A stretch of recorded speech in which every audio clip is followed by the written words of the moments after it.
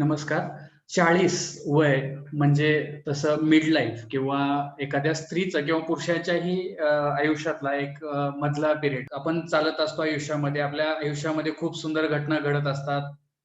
सर्व काही रंगबिरंगी असतं आणि अचानकपणे जसा एक ग्रे व्हाईट एरिया यावा किंवा ब्लॅक एंड व्हाईट एरिया यावा, असा हा एरिया येतो आणि त्याच्यामुळे मग मात्र त्या स्त्रीचं किंवा त्या पुरुषांचं बऱ्याच वेळी थोडंसं आयुष्य डिस्टर्ब होतं आणि हे आयुष्य स्त्रियांमध्ये प्रामुख्याने खूप मोठ्या प्रमाणामध्ये डिस्टर्ब होण्याची शक्यता जास्त राहते.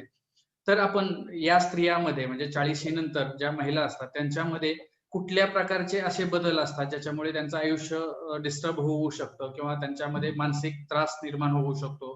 त्यांच्यामध्ये शारीरिक कुठले आजार येऊ शकतात आणि त्याच्यामुळे त्याचे मानसिक किंवा शारीरिक परिणाम काय-काय होऊन त्यांना कुठल्या गोष्टींचा सामना करावा लागू शकतो हे आपण पाहणार आहोत आणि त्यानंतर हे ज्यावेळी आपण सर्व पाहू त्यासोबतच हे सर्व होऊ नये किंवा याच्यामध्ये आपल्याला हे अव्हॉइड करता येण्यासाठी काय-काय करता येऊ शकतं हे आपण याच्यामध्ये पाहायचा प्रयत्न करणार आहोत. मिड लाईफ क्रायसिस असं आपण याला म्हणतो. युजुअली हे 40 ते 60 वयाच्या दरम्यान असतं.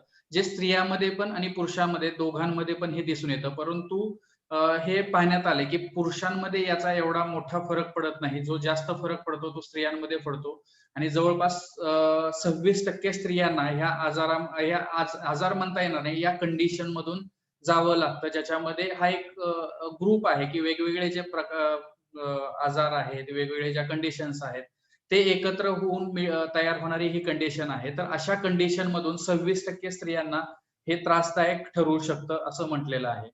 तर याच्यामध्ये कारणं काय-काय असू शकतात? तर याच्यामध्ये आपण या कारणांना 3 प्रकारे त्याची विभागवारी करू शकतो. एक म्हणजे शारीरिक, दुसरं म्हणजे मानसिक आणि तिसरं म्हणजे सामाजिक. आता या शारीरिकमध्ये युजुअली काय-काय येतं, तर मेनोपॉज आहे. पाळी थांबणं आपण ज्याला म्हणतो किंवा रजोनिवृत्ती असं आपल्या मराठीमध्ये त्याला म्हटलं जातं.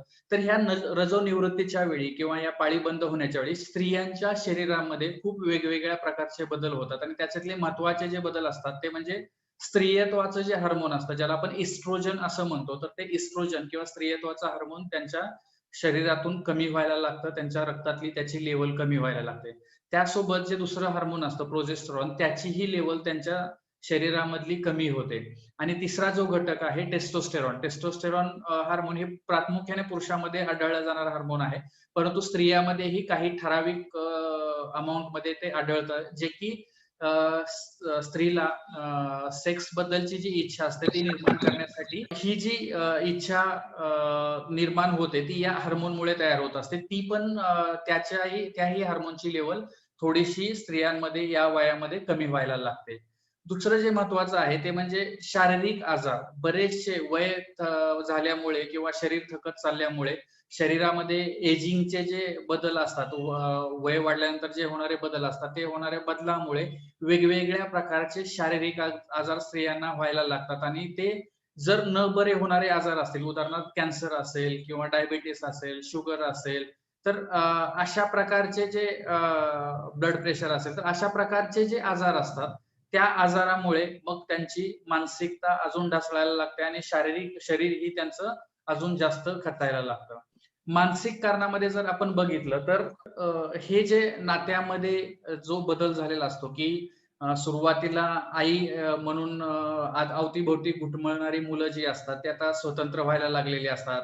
तर काही ठिकाणी जर मोठं मुलं असेल, तर ते लग्न झाल्यानंतर मग जी सून येते, ती बऱ्यापैकी आपल्या मुलाचं लक्ष वेधते आहे, असं त्यांना वाटायला लागतं. ही जी घरातली त्यांची म्हणजे मुख्य स्त्री म्हणून जी असणारी भूमिका असते, ती कुठेतरी 40-45 नंतर ती भूमिका चेंज व्हायला लागते. आई किंवा कर्ती स्त्री किंवा मुख्य स्त्री ही जी भूमिका असते, त्यातून ती सासूची किंवा आजीच्या भूमिकेमध्ये बऱ्याच वेळी किंवा मग एक वयस्क व्यक्तीच्या भूमिकेमध्ये ती जायला लागते आणि त्याच्यामुळे हा जो बदल होतो, त्याच्यामुळे त्यांना मानसिक त्रास होऊ शकतो किंवा तो एक स्ट्रेसचा घटक त्यांच्यासाठी प्रूव्ह होऊ शकतो. दुसरी जी आहे ते मानसिक कारण म्हणजे मोठी होणारी मुले आणि त्यांचे स्वातंत्र्य. लहानपणी आपण जसं म्हटलं, की मुलं ही सर्व त्यांचं जे आयुष्य घुटमळत असतं ते आईच्या आजूबाजूला असतं. प्रत्येक गोष्टीसाठी आईला विचारणं, प्रत्येक गोष्टीसाठी आईचं मत घेणं किंवा आई सांगते त्या प्रकारे वागणं. पण जशी ही मुलं वयात यायला लागतात किंवा मोठी होतात, अडोलसन्समध्ये येतात, त्यांच्यामध्ये जे स्वातंत्र्याची भावना येते, त्यावेळी मग मात्र प्रत्येक गोष्टीला आईला कशाला विचारायचं किंवा मग प्रत्येक गोष्ट आईला सांगायची गरजच आहे का? अशा प्रकारचे किंवा मी इंडिपेंडेंट आहे, मला कुठल्याही सल्ल्याची गरज नाही, असे ज्यावेळी मुलाचे विचार होतात किंवा मुलं तेवढी मोठी होतात, त्यावेळी मग मात्र आईला थोडंसं कुठेतरी म्हणजे तो मानसिक त्रास जाणवायला लागू शकतो.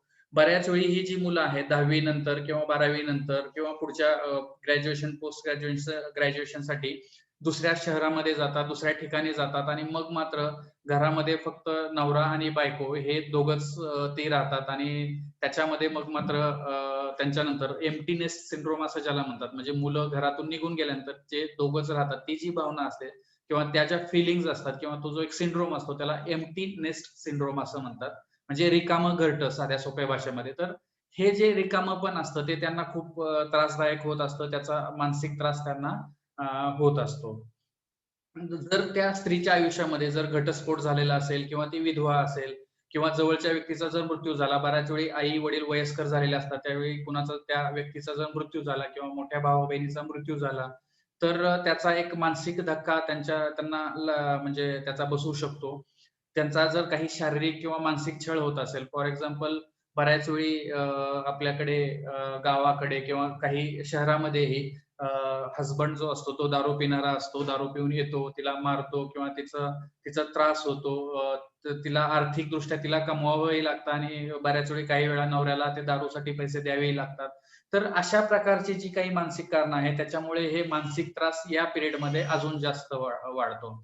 दुसरं जे आहे ते म्हणजे बऱ्याच वेळी जर घरामध्ये काही गोष्ट असेल, की पॅरेंट्सला सांभाळायचं आहे, म्हणजे सासू-सासऱ्यांना सांभाळायचं असेल, मुलांना सांभाळायचं असेल, तर तिला आपलं जे पूर्ण वेळेचं काम आहे, ते पूर्ण वेळेचं काम तिला सोडावं लागू शकतं किंवा तो जो जॉब आहे, तो पार्ट टाईम करावा लागू शकतो.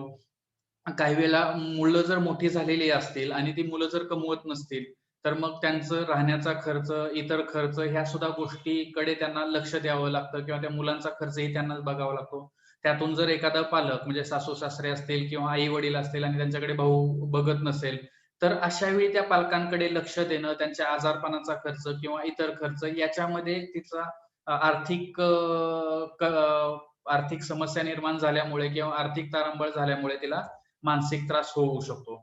बऱ्याच वेळी ज्यावेळेस 45 नंतर, 50 नंतर किंवा सरकारी नोकरीत असेल तर 60 नंतर त्यावेळी त्यांना नोकरीतून निवृत्ती घ्यावी लागते आणि अशा वेळी मग मात्र जे एक रुटीन फिक्स झालेलं असतं ते रुटीन बारगळतं. जवळचे जे मित्र असतात, कलीग्स असतात त्यांच्याशी भेटणं होत नाही आणि त्याच्यामुळे मग ते एकटेपण त्यांना खायला लागू शकतो. तर अशा प्रकारची ही जी सामाजिक कारणं आहेत ते याच्यासाठी कारणीभूत राहायला लागतात. आपल्याकडे तरुण राहण्याचा खूप अट्टाहास आहे किंवा जी सोसायटी आहे त्याच्यामध्ये स्त्रीनं तरुण दिसायला पाहिजे, नेहमी सुंदर दिसायला पाहिजे. हे एक सोसायटीचं हे असतं किंवा त्या स्त्रीला जेव्हा जाणवतो, की आपण आता वयस्क असल्यासारखं दिसायला लागलोय, केस पांढरे व्हायला लागले, चेहऱ्यावरती थोड्याशा सुरकुत्या यायला लागलेत किंवा स्किनची त्वचा लूज पडायला लागली आहे आणि आपण कुठेतरी तारुण्यातून आपला प्रवेश आता म्हातारपणाकडे जातो आहे. हे एक थोडंसं त्यांच्यासाठी मानसिकदृष्ट्याही त्रासदायक असू शकतं किंवा समाजही त्यांच्याकडे मग त्या नजरेने बघायला लागतं आणि त्याच्यामुळे त्यांना त्यांना स्ट्रेस जाणवू शकतो. दुसरं जे आहे जर घरामध्ये मी जसं म्हटलं, की कुणी आजारी असेल, तर ते कॉम्प्रोमाईज कुणाला करावं लागतं, तर सगळ्यात पहिले त्या स्त्रीला ते कॉम्प्रोमाईज करावं लागू शकतं. तर अशा वेळी खूप कमी वेळा होतं, की नवरा कॉम्प्रोमाईज करतो आणि त्या स्त्रीलाच आपल्या करिअरमध्ये कॉम्प्रोमाईज करावं लागू शकतं. पार्ट टाईम जॉब करणं असेल किंवा तो जॉब सोडावा लागणं असेल, तर त्या त्या स्त्रीलाच ते करावं लागतं. जसं म्हटलं, की अतिवयस्कर व्यक्तीची जी घ्यायची काळजी आहे, ती पण जबाबदारी पूर्णपणे स्त्रीवरती आपल्या समाजामध्ये टाकली जाते आणि याच्यामध्ये मात्र तिची स्वतःकडे लक्ष देणं, मुलांकडे लक्ष देणं, यांच्याकडे लक्ष देणं, याच्यामध्ये तिची खूप मानसिक आणि शारीरिक तणाव तिच्या मनावरती वाढत जातो. तर ही जी आपण पाहिली, तर ह्या कारणामुळे बऱ्याच प्रकारचे मानसिक आजार आणि शारीरिक आजार त्या स्त्रीच्या आयुष्यामध्ये होतात किंवा अशा मानसिक आजारांना किंवा शारीरिक आजारांना तिला फेस करावं लागतं. आपण सगळ्यात पहिले मानसिक आजाराबद्दल बोलूयात कारण तो आपला मेन हेतू आहे. मानसिक आजाराबद्दल आपण बोलूयात. कुठले मानसिक आजार असू शकतात, त्याच्यानंतर मग मानसिक आजार होऊ नये किंवा आपली मानसिकता व्यवस्थित राहावी, ह्याच्यासाठी आपण काय करायला हवं आणि जर आपल्याला वेळ आपल्याकडे असेल, तर त्या वेळेमध्ये आपण शारीरिक आजार कुठले असतात आणि त्याच्यासाठी आपण काय काळजी घेऊ शकतो, हे आपण कव्हर करायचा प्रयत्न करूयात. सगळ्यात पहिला आणि सगळ्यात कॉमन जो आजार आहे तो म्हणजे नैराश्य किंवा उदासीनता किंवा नैराश्याचा आजार आपण असं म्हणूयात. ही जी स्टडी वेगवेगळ्या ज्या स्टडीज आल्या त्याच्यामध्ये असं दिसून आलंय, की डिप्रेशनचं जे आहे ते 4 पैकी एका स्त्रियांना डिप्रेशन असतं. म्हणजे त्याच कंपॅरिझनमध्ये पुरुषामध्ये जर बघितलं तर 10 पैकी फक्त एका पुरुषाला ही संख्या खूप जास्त आहे. परंतु आपण पुरुषांपेक्षा स्त्रियांमध्ये जर बघितलं तर जवळपास ते 2 ते 2.25 पट स्त्रियांमध्ये शक्यता आपण म्हणूया की डबलच थोडक्यात ती शक्यता असते डिप्रेशन होण्याची. जर तरुण वयातील स्त्रिया बघितल्या तर त्यांच्यापेक्षा ह्या वयस्क स्त्रियांमध्ये किंवा 40शी नंतरच्या स्त्रियांमध्ये किंवा महिलांमध्ये ते डिप्रेशन होण्याची शक्यता ही 5 पट जास्त असते. नैराश्याची लक्षणं आपल्याला बऱ्याच जणांना माहीत असतील, तरीही आपण एकदा थोडक्यात ते पाहायची प्रयत्न करूयात. युजुअली जे असतं की 24 तास किंवा जास्तीत जास्त वेळ, दिवसातले जास्तीत जास्त वेळ आणि 7 ते 15 दिवसापेक्षा जास्त दिवस राहणारी ही उदासीनता किंवा चिडचिडपणा ही नैराश्याचं मुख्य लक्षण आहे. त्यासोबतच इच्छा कमी होणे, आवडत्या गोष्टीतला इंटरेस्ट कमी होणे, डेली रूटीन जे आहेत, डेली गोष्टी ज्या आहेत, त्यात दैनंदिन कामं जे आहेत, त्याच्यातला इंटरेस्ट कमी होणं, कसल्याही गोष्टीमध्ये मन न लागणं, लक्ष न लागणं, भूक कमी होणे, झोप कमी होणे किंवा काही वेळा झोप जास्त लागणे, भूक जास्त लागणे, अशा प्रकारची लक्षणं. आणि ज्यावेळी हे टोकाचं होतं, त्यावेळी मग माझा जगून काही फायदा नाही किंवा मी कुणाच्याही कामाची नाही, कोणीही मला मदत करू शकत नाही किंवा या परिस्थितीमधून मी बाहेर पडू शकत नाही. अशी टोकाची ज्यावेळेस त्यांना येतं, ज्याला आपण होपलेसनेस, हेल्पलेसनेस आणि वर्थलेसनेस असं म्हणतो. तर ही कंडिशन किंवा ही मानसिकता ज्यावेळी त्या स्त्रीची होते किंवा त्या व्यक्तीचे होते, त्यावेळी मग मात्र त्यांच्या मनामध्ये आत्महत्येचे विचार येऊ शकतात किंवा ते आत्महत्येचा प्रयत्न करू शकतात. दुसरा जो महत्वाचा आजार आहे तो म्हणजे काळजीचा आजार.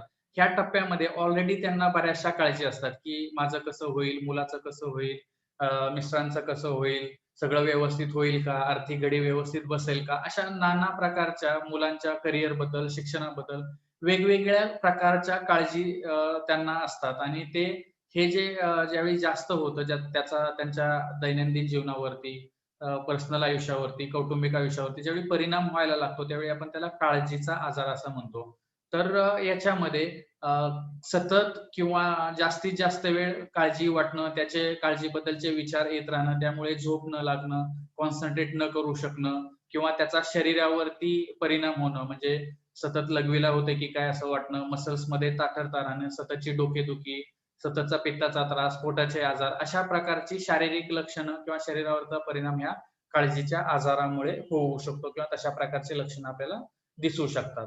पेरिमेनोपॉझल सिंड्रोम म्हणजे ज्यावेळी रजोनिवृत्ती होत असते किंवा पाळी बंद व्हायला लागलेली असते, त्यावेळी शेवटचे काही दिवस म्हणजे पाळी बंद होण्याच्या सुरुवातीला, पाळी बंद होताना आणि पाळी बंद झाल्यानंतर सुरुवातीचे काही दिवस स्त्रियांमध्ये हा सिंड्रोम दिसून येतो. ज्याच्यामध्ये त्यांच्या शरीरामधून वाफा निघतायत असं त्यांना वाटतं किंवा खूप शरीर गरम होतंय, अंग खूप गरम होतंय, ज्याला इंग्लिशमध्ये हॉट फ्लशेस असं आपण म्हणतो किंवा हेवी ब्लीडिंग म्हणजे जास्त प्रमाणामध्ये ब्लीडिंग होणं, अशा प्रकारची लक्षणं त्यांच्यामध्ये दिसून येऊ शकतात. बऱ्याच वेळी त्यांची लैंगिक इच्छा कमी होते. सतत त्यांना रडायला येतं, त्यांना झोपेच्या समस्या जाणवतात, त्यांची निर्णय क्षमता कमी होते. मनस्थिती जी असते त्यांची एक द्विधा मनस्थिती असल्यासारखी असते किंवा सतत त्यांचे मूड चेंजेस होतात. कधी त्यांना चांगलं वाटतं, कधी त्यांना उदास वाटतं, कधी त्यांना बरं वाटू शकतं. तर अशा प्रकारचे मूड चेंजेस त्यांचे होत असतात आणि त्यांची जास्त प्रमाणामध्ये चिड होत असते.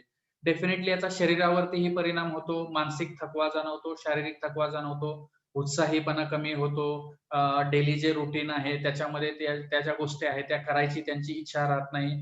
बऱ्याच वेळेस स्त्रियांना मग परत नैराश्य किंवा उदासीनता किंवा काळजीच्या समस्यालाही सामोरं जावं लागू शकतं. आणि अशाच वेळी वजन पण वाढतं. त्याच्यामुळे ते एक बर्डन की आपल्या समाजामध्ये जास्त वजन असेल तर तिला थोडंसं दुय्यम नजरेने किंवा वेगळ्या प्रकारे पाहिलं जातं. किंवा ते स्वतःला ते कुठेतरी इन्फिरियरिटी कॉम्प्लेक्स असतो आणि त्याच्यानंतर जे सगळं एक जो लक्षण आहे ते म्हणजे विसरायला होणे. तर अशा प्रकारची लक्षणं ही मेनोपॉझल सिंड्रोममध्ये दिसून येतात. हे एक इंटरेस्टिंग आहे खूप. सायकोसोमॅटिक डिसऑर्डर किंवा मनोशारीरिक आजार असं आपण ज्याला म्हणतो. काही केसेस आहेत ज्या मी तुम्हाला थोडंसं सांगू इच्छितो, ज्याच्यामुळे आपल्याला लक्षात येईल, की हे कशाप्रकारे मनोशारीरिक आजार म्हणजे त्या स्त्रीमध्ये दिसून येऊ शकतात. त्याची लक्षणे काय असतात आणि सगळ्यात महत्वाचं त्याचं जे मेकॅनिझम असतं किंवा ते कशामुळे येतात. सायकोसोमॅटिक किंवा मनोशारीरिक आपण ह्याचा जर शब्दाचा अर्थ घेतला तर मनो आणि शारीरिक असे 2 भाग या गोष्टीचे होतात. मनो म्हणजे मनापासून निर्मित झालेला, परंतु शारीरिक दृष्ट्या तो बाहेर पडणारा. म्हणजे त्याची जी त्या स्त्रीमध्ये जी लक्षणं असतात, ती पूर्णतः शारीरिक लक्षणं दिसून येतात. परंतु तिच्या जर सगळ्या टेस्ट केल्या, तर त्या सर्व टेस्ट ज्या असतात, ब्लड टेस्ट असतील, एक्स-रे असेल, सीटी स्कॅन असेल, ते सर्व रिपोर्ट्स हे नॉर्मल येतात आणि त्या लक्षणांना कुठल्याही प्रकारचा मेडिकल बेसिस नसतो किंवा वैद्यकीय बेस नसतो. आणि त्या जर आपण पाहिलं तर काहीतरी स्ट्रेस म्हणजे ज्यावेळी हे सायकियाट्रिस्टना दाखवतात, मनोविकार तज्ञांना दाखवतात, मनोविकार तज्ञ ज्यावेळेस बोलतात त्यावेळी त्यांना कळतं की काहीतरी मानसिक ताणतणाव याच्यामध्ये आहे आणि या मानसिक ताणतणावामुळे ही सारी शारीरिक लक्षणं यायला लागलेली आहेत. माझ्याकडे एक क्लिअर कट म्हणजे काही दिवसापूर्वीच मी पाहिलेली ही केस आहे, की एक जी स्त्री होती जवळपास 55च्या आसपास त्या स्त्रीचं वय होतं आणि तिच्या मुलाचं एक 1.5 वर्षापूर्वीच त्याचं लग्न झालं होतं आणि तिला असं त्याने मुलाला खूप प्रेमाने जपलं होतं. सतत मुलासोबत राहणं, मुलासोबत झोपणं आणि मुलासोबत खेळणं, बोलणं किंवा हे जे आहे म्हणजे तिचं आयुष्य म्हणजे मुलाचं आयुष्य किंवा मुलासभोवतालीच तिचं आयुष्य होतं आणि जसं लग्न झालं तसं मात्र ह्या गोष्टीमध्ये बदल व्हायला लागला आणि नवीन लग्न म्हटल्यानंतर बायकोकडे लक्ष देणं किंवा बायको सोबत राहणं त्याच्यामुळे आईला थोडासा वेळ त्याचा कमी भेटायला लागला. त्यावेळी मग मात्र आईला वेगवेगळ्या प्रकारची लक्षणं तयार व्हायला लागली, की तिचं सतत डोकं दुखायचं, कधी हात दुखायचा, कधी अंग दुखायचं, कधी पोटाचा त्रास व्हायचा. तर असे वेगवेगळ्या प्रकारची लक्षणं तिच्यामध्ये यायला लागली होती. आणि तिला म्हणजे तिचं बेसिक काय होतं, की ज्यावेळी ही लक्षणं यायची त्यावेळी तो जो मुलगा आहे तिचा, ज्याचं लग्न झालं होतं, तो मग तिची चौकशी करण्यासाठी तिच्यासोबत बसायचा, तिच्यासोबत बोलायचा. रात्री ती झोपली की तिच्यासोबत तिथे बसून राहायचा किंवा तिथेच खाली झोपायचा.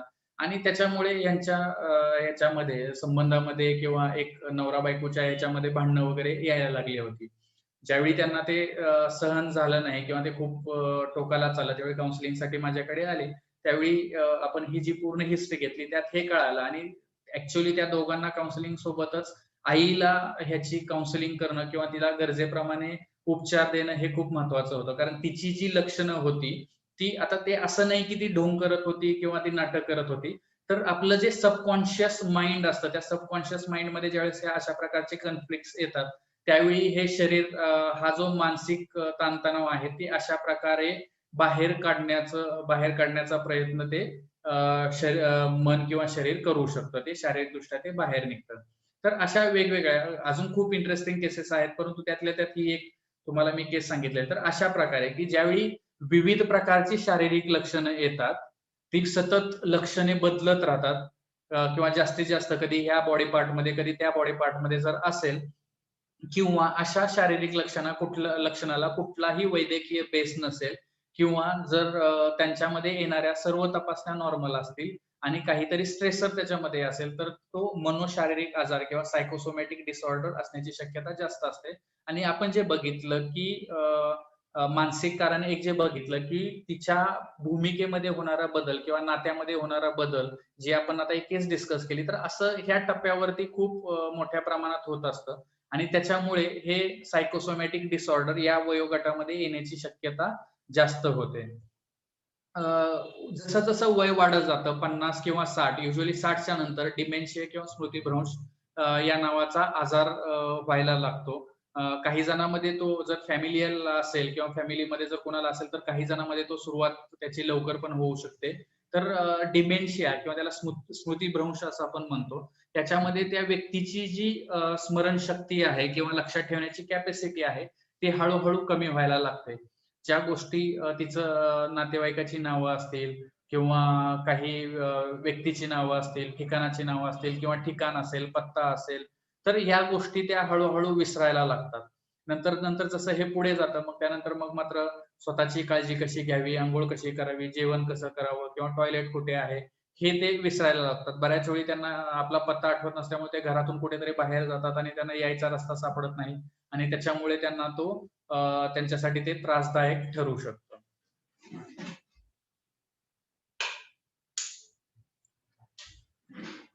तर त्यांच्यासाठी ते त्रासदायक ठरू शकतं. त्याला आपण स्मृतिभ्रंश किंवा डिमेन्शिया असं म्हणतो. इनिशियल स्टेजेसमध्ये एखादी वस्तू कुठे ठेवलेली आहे, ती कुठे आहे, हे आपल्या त्या स्त्रीच्या किंवा त्या व्यक्तीच्या लक्षात येत नाही किंवा मग आपली बटणं कशी लावायची, अ, तर अशा छोट्या-छोट्या ज्या गोष्टी आहेत किंवा छोट्या-छोट्या वस्तूंची नावं आहेत, ती त्यांना लक्षात येत नाहीत आणि पुढे-पुढे मग मात्र हे वाढत जातं आणि ते खूप मोठ्या प्रमाणामध्ये दिसून येतं. लेट ऑनसेट सायकोसिस म्हणजे ज्याला आपण वेडसरपणाचा भाग ज्याला म्हणतो, तर स्त्रियांमध्ये काही वेळा 45च्या वयाच्या नंतर लेट ऑनसेट सायकोसिस होण्याची शक्यता जास्त वाटते. यामध्ये प्रामुख्याने जे आहे तर कानामध्ये आवाज येणं किंवा भास होणं, अशा प्रकारचा त्यांना त्रास होऊ शकतो आणि त्यासोबत अ, अ, त्यांना भ्रम असतो, एक फिक्स फाल्स आणि फर्म बिलीफ असतो किंवा त्यांच्या मनामध्ये एक विचार असतो, की कुणीतरी माझ्या विरुद्ध आहे, कुणीतरी मला मारतंय, कुणीतरी माझ्यावरती लक्ष ठेवून आहे, कुणीतरी माझ्या मागे पोलीस लावलेत, कुणीतरी कॅमेरा लावलेले आहेत, कुणीतरी ब्लॅक मॅजिक करतंय किंवा काळी जादू करतंय, जादूटोणा करतंय. तर अशा वेगवेगळ्या प्रकारचे जे भ्रम असतात, जे खरे नसतात, परंतु त्यांना ते खरं वाटू शकतं. आणि त्यांची रिअॅलिटीचा त्यांचा टच जाऊ शकतो. तर अशा प्रकारचे म्हणजे भ्रम किंवा डिल्युजन आपण ज्याला म्हणतो आणि हॅल्युसिनेशन किंवा कानामध्ये आवाजाचे भास होणं. तर हे जे आहेत, हे लेट ऑनसेट सायकोसिसमध्ये पेशंटमध्ये दिसून येतं. आणि सगळ्यात महत्त्वाचं जे आहे, ज्यावेळी आपण बोललो, की डिप्रेशन किंवा नैराश्य खूप टोकाचं होतं किंवा हे लेट ऑनसेट सायकोसिस खूप सिव्हिअर होतं किंवा काळजी ज्यावेळेस त्यांना कंट्रोल होत नाही, तर अशा वेळी किंवा मग मानसिक ताणतणाव जर नाही निवळले, आर्थिक समस्या जर नाही सुटल्या, तर कुठे-कुठेतरी मग ते टोकाचं डिप्रेशन होऊन ती व्यक्ती किंवा ती स्त्री आत्महत्येला सुद्धा प्रवृत्त होऊ शकते किंवा आत्महत्येचा सुद्धा प्रयत्न करते. आपण हे बघूयात, की थोडंसं हे जे मिड लाईफ क्रायसिस बद्दल आपण बोलतो आहे. तर ह्या मिड लाईफ क्रायसिसमध्ये काय असतं, की युजुअली यू कर्व्ह असतो. हॅपीनेसचा जो आहे किंवा नॉर्मॅलिटीचा जो असतो, तो यू कर्व्ह असतो. म्हणजे जसं-जसं वय 40 पर्यंत येतं, तसं-तसं हे हॅपीनेस किंवा आपलं जे वेल बिंगचा जो एक मेंटॅलिटी असते, ती कमी व्हायला लागते. आपल्याला थोडंसं दुःखद वाटायला लागतं, त्रासदायक वाटायला लागतं, चिड जास्त होते. आणि जसं-जसं परत वय पुढे जातं म्हणजे 45, 50, 60 जसं-जसं वय पुढे जातं, तसं-तसं मग मात्र परत हे सगळं व्यवस्थित होऊ शकतं. परंतु या पिरियडमध्ये हा जो यूचा खालचा टप्पा आहे, जो 40-45 दरम्यान येतो किंवा 40 ते 50 दरम्यान येतो, त्यावेळी मग त्या स्त्रीला मात्र खूप त्रास होतो. आपण जे बघितलं की 26% स्त्रियांना किंवा 26% स्त्रियांना, महिलांना ह्या गोष्टीला सामोरं जावं लागू शकतं आणि ते खूप त्रासदायक असतं आणि तो जर त्रास आपल्याला म्हणजे आपण आयदर वेट अँड वॉच करू शकतो, थोडे दिवस थांबू शकतो, की हा जो हॅपीनेसचा कर्व आहे तो वर जाईल त्याच्यासाठी आपण वाट बघू शकतो. पण बऱ्याच वेळी काय होतं, की इथं असणारा जो त्रास आहे तो त्या व्यक्तीला किंवा त्या स्त्रीला खूप त्रासदायक ठरू शकतो. तो तिला सहन होत नाही. अशा वेळी मग मात्र आपल्याला तिच्यासाठी मेडिकेशन द्यावे लागतात किंवा तो जो गॅप आहे, तो गॅप भरून काढण्यासाठी, ते लवकरात लवकर कव्हर करण्यासाठी लवकर ते करण्यासाठी आपल्याला काही वेळा मेडिकेशन्सचा वगैरे वापर करावा लागू शकतो. ज्याच्यामध्ये हार्मोन रिप्लेसमेंट थेरपी असेल किंवा अँटी डिप्रेसंट्स असेल, अँटी अँक्झायटी असतील, तर या गोष्टींचा वापर करावा लागू शकतो. तर काही जणांमध्ये काय होतं, की ते या स्टेजमध्ये स्टक होतात. म्हणजे तिथून पुढे त्यांना मूव्ह होणं खूप अवघड जातं. तिथे जे येतात, तिथे जी त्यांची विचारधारा होते, त्यांच्या ज्या काळजी आहे, त्यांचे जे उदासपणाचे विचार आहेत, ते तिथे एक फिक्स होऊन जातात आणि त्याच्यातून त्यांना बाहेर पडणं शक्य होत नाही किंवा त्यांना हे जे कर्व आहे वरच्या बाजूला जाणारा, तो तिकडे जाणं त्यांना पॉसिबल होत नाही. तर अशा वेळी मग मात्र त्यांना डेफिनेटली मेडिकेशनची मदत द्यावीच लागते किंवा ते करावंच लागतं. आपण जसं पाहिलं, की जर नैराश्याचा आजार असेल तर अँटी डिप्रेसंट्स आपल्याला वापरावे लागू शकतात किंवा सायकोसोमॅटिक इलनेस असेल तर त्याच्यामध्ये आपल्याला अँटी डिप्रेसंट्स वापरावे लागू शकतात. काळजीचा आजार जर असेल तर अँटी अँक्झायटी मेडिकेशन्स वापरावी लागू शकतात किंवा हार्मोनल इम्बॅलन्सेसमुळे जर जास्त वाटतंय किंवा मेनोपॉजल सिम्प्टम्स असतील, व्हाजायनल ड्रायनेस असेल, तर त्याच्यामुळे त्यांना त्यांच्यामध्ये हार्मोन रिप्लेसमेंट थेरपी आपल्याला वापरता येऊ शकते किंवा ते वापरता येते. तर या उपायामध्ये काय म्हणजे त्या स्त्रीने हा मानसिक त्रास होऊ नये किंवा याच्यातून लवकरात लवकर बरं व्हावं किंवा ही जी फेज आहे ती त्रासदायक न ठरता एक सुसह्य व्हावी याच्यासाठी काय करायला हवं हे आपण थोडक्यात बघूयात. सगळ्यात महत्त्वाचं जे आहे ते मेनोपॉजच्या सिम्प्टम्स बद्दल किंवा त्या परिस्थितीबद्दल स्त्रिया बऱ्याचशा वेळी बोलत नाहीत किंवा कुणाशी बोलून दाखवत नाहीत.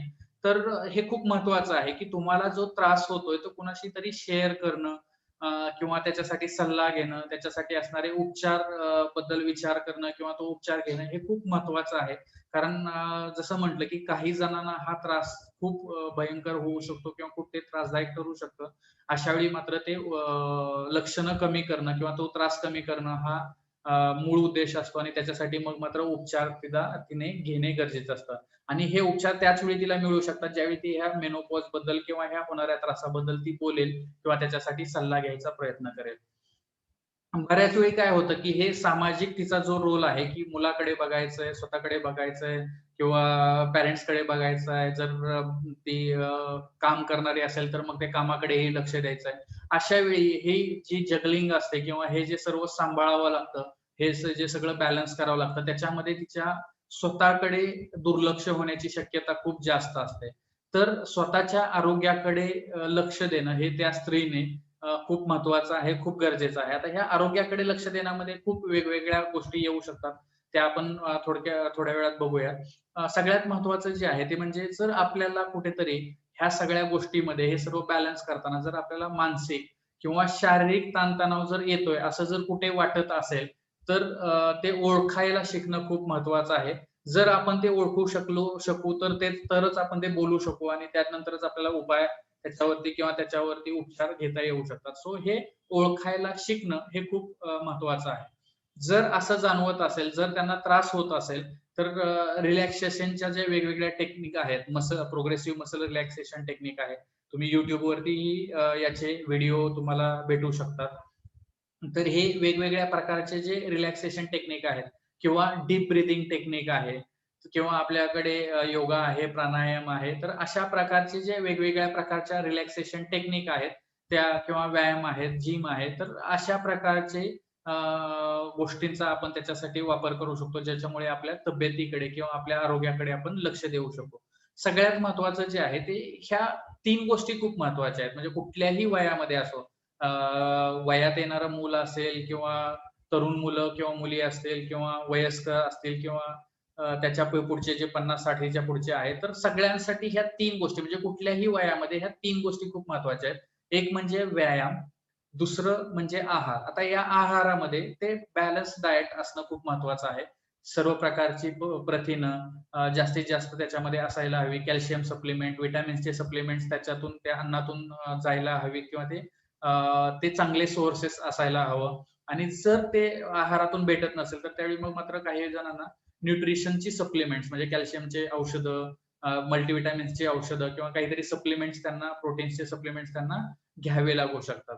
आणि तिसरी जी गोष्ट आहे ती म्हणजे महत्वाची झोप.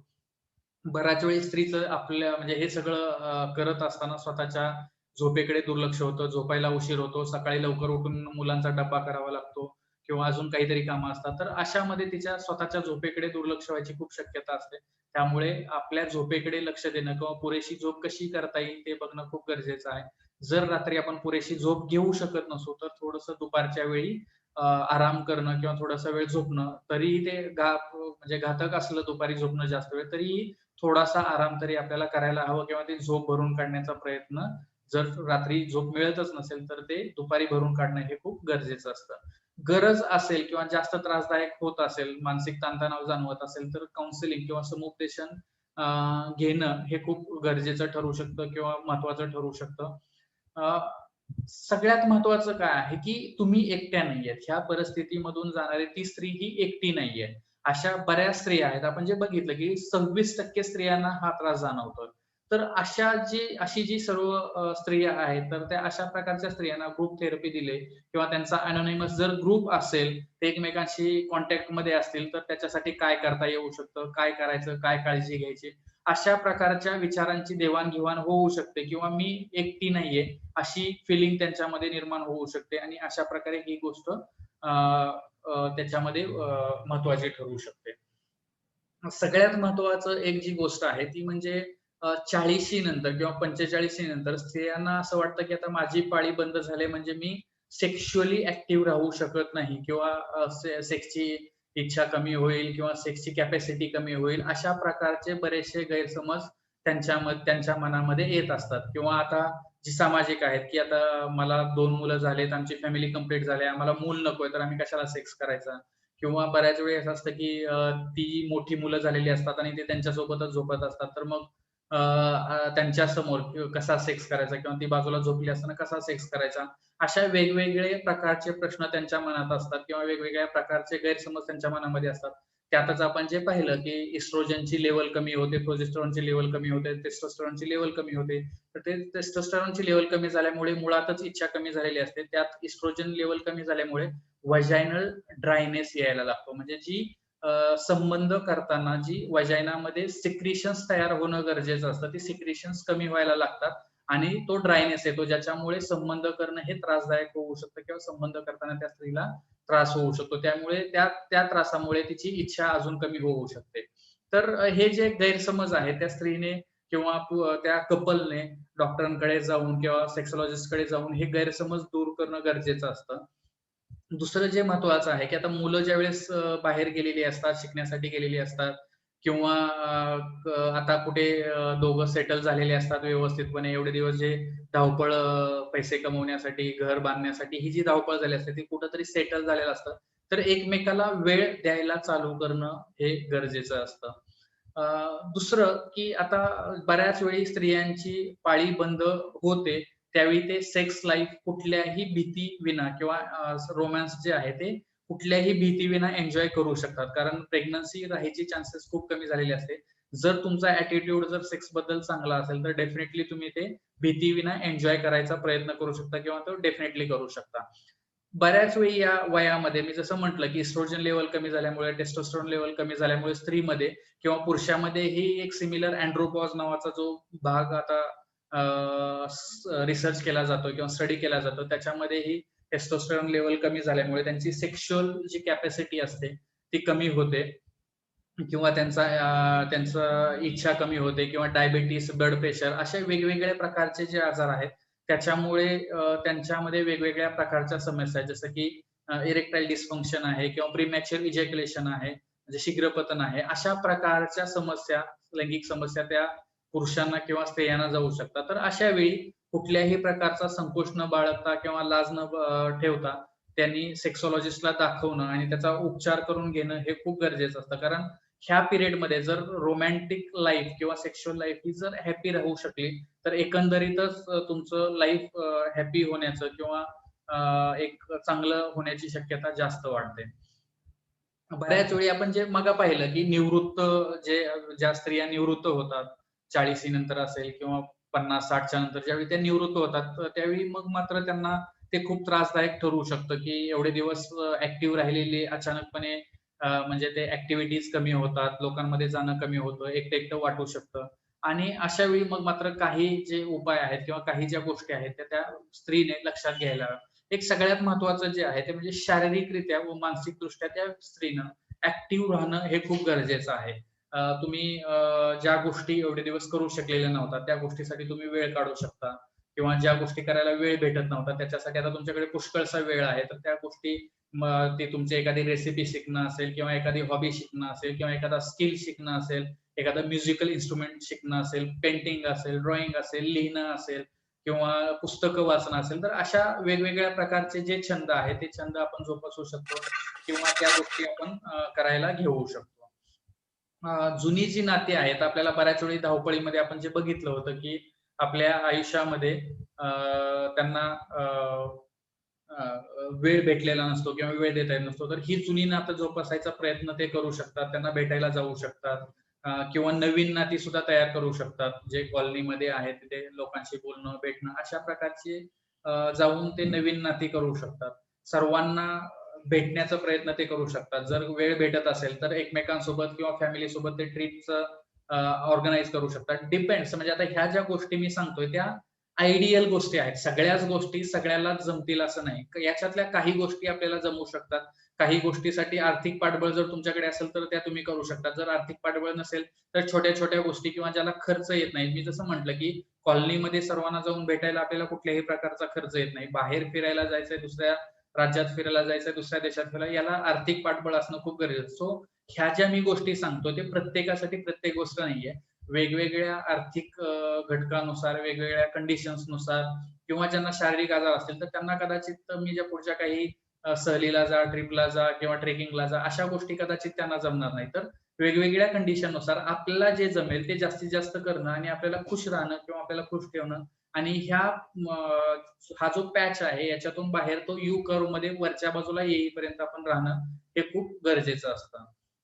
तर याच्यापैकी आपण कुठल्याही गोष्टी नवीन करायला घेऊ शकतो आणि स्वतःला ऍक्टिव्ह ठेवायचा प्रयत्न करू शकतो. सगळ्यात महत्वाचं जे आहे ते म्हणजे संपर्क ठेवा. आजकाल आपल्याकडे मोबाईल आहे, व्हिडिओ कॉलिंग आपण करू शकतो. तर ह्या व्हिडिओ कॉलिंग किंवा कॉलद्वारे आपण सगळ्यांशी संपर्कामध्ये राहणं हे खूप गरजेचं आहे.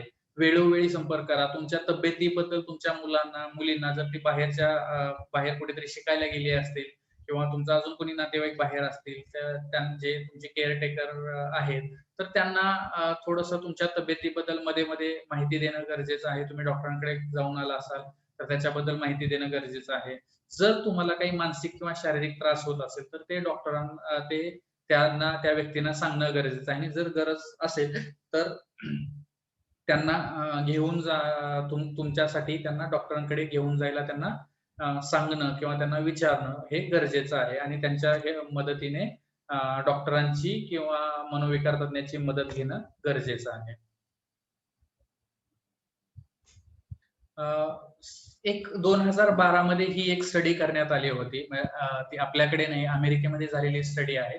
तर त्या स्टडीमध्ये असं बघितलं की ज्यांना मित्र-मैत्रिणी आहेत, म्हणजे जे निवृत्त झालेले आहेत, रिटायर झालेले आहेत आणि ज्यांच्या मित्र-मैत्रिणीशी अजूनही त्यांचा कॉन्टॅक्ट किंवा एक ठराविक एक कमीत कमी 3-4 मित्र-मैत्रिणी त्यांच्या खूप चांगल्या आहेत, क्लोज आहेत, त्यांच्याशी बोलू शकतात.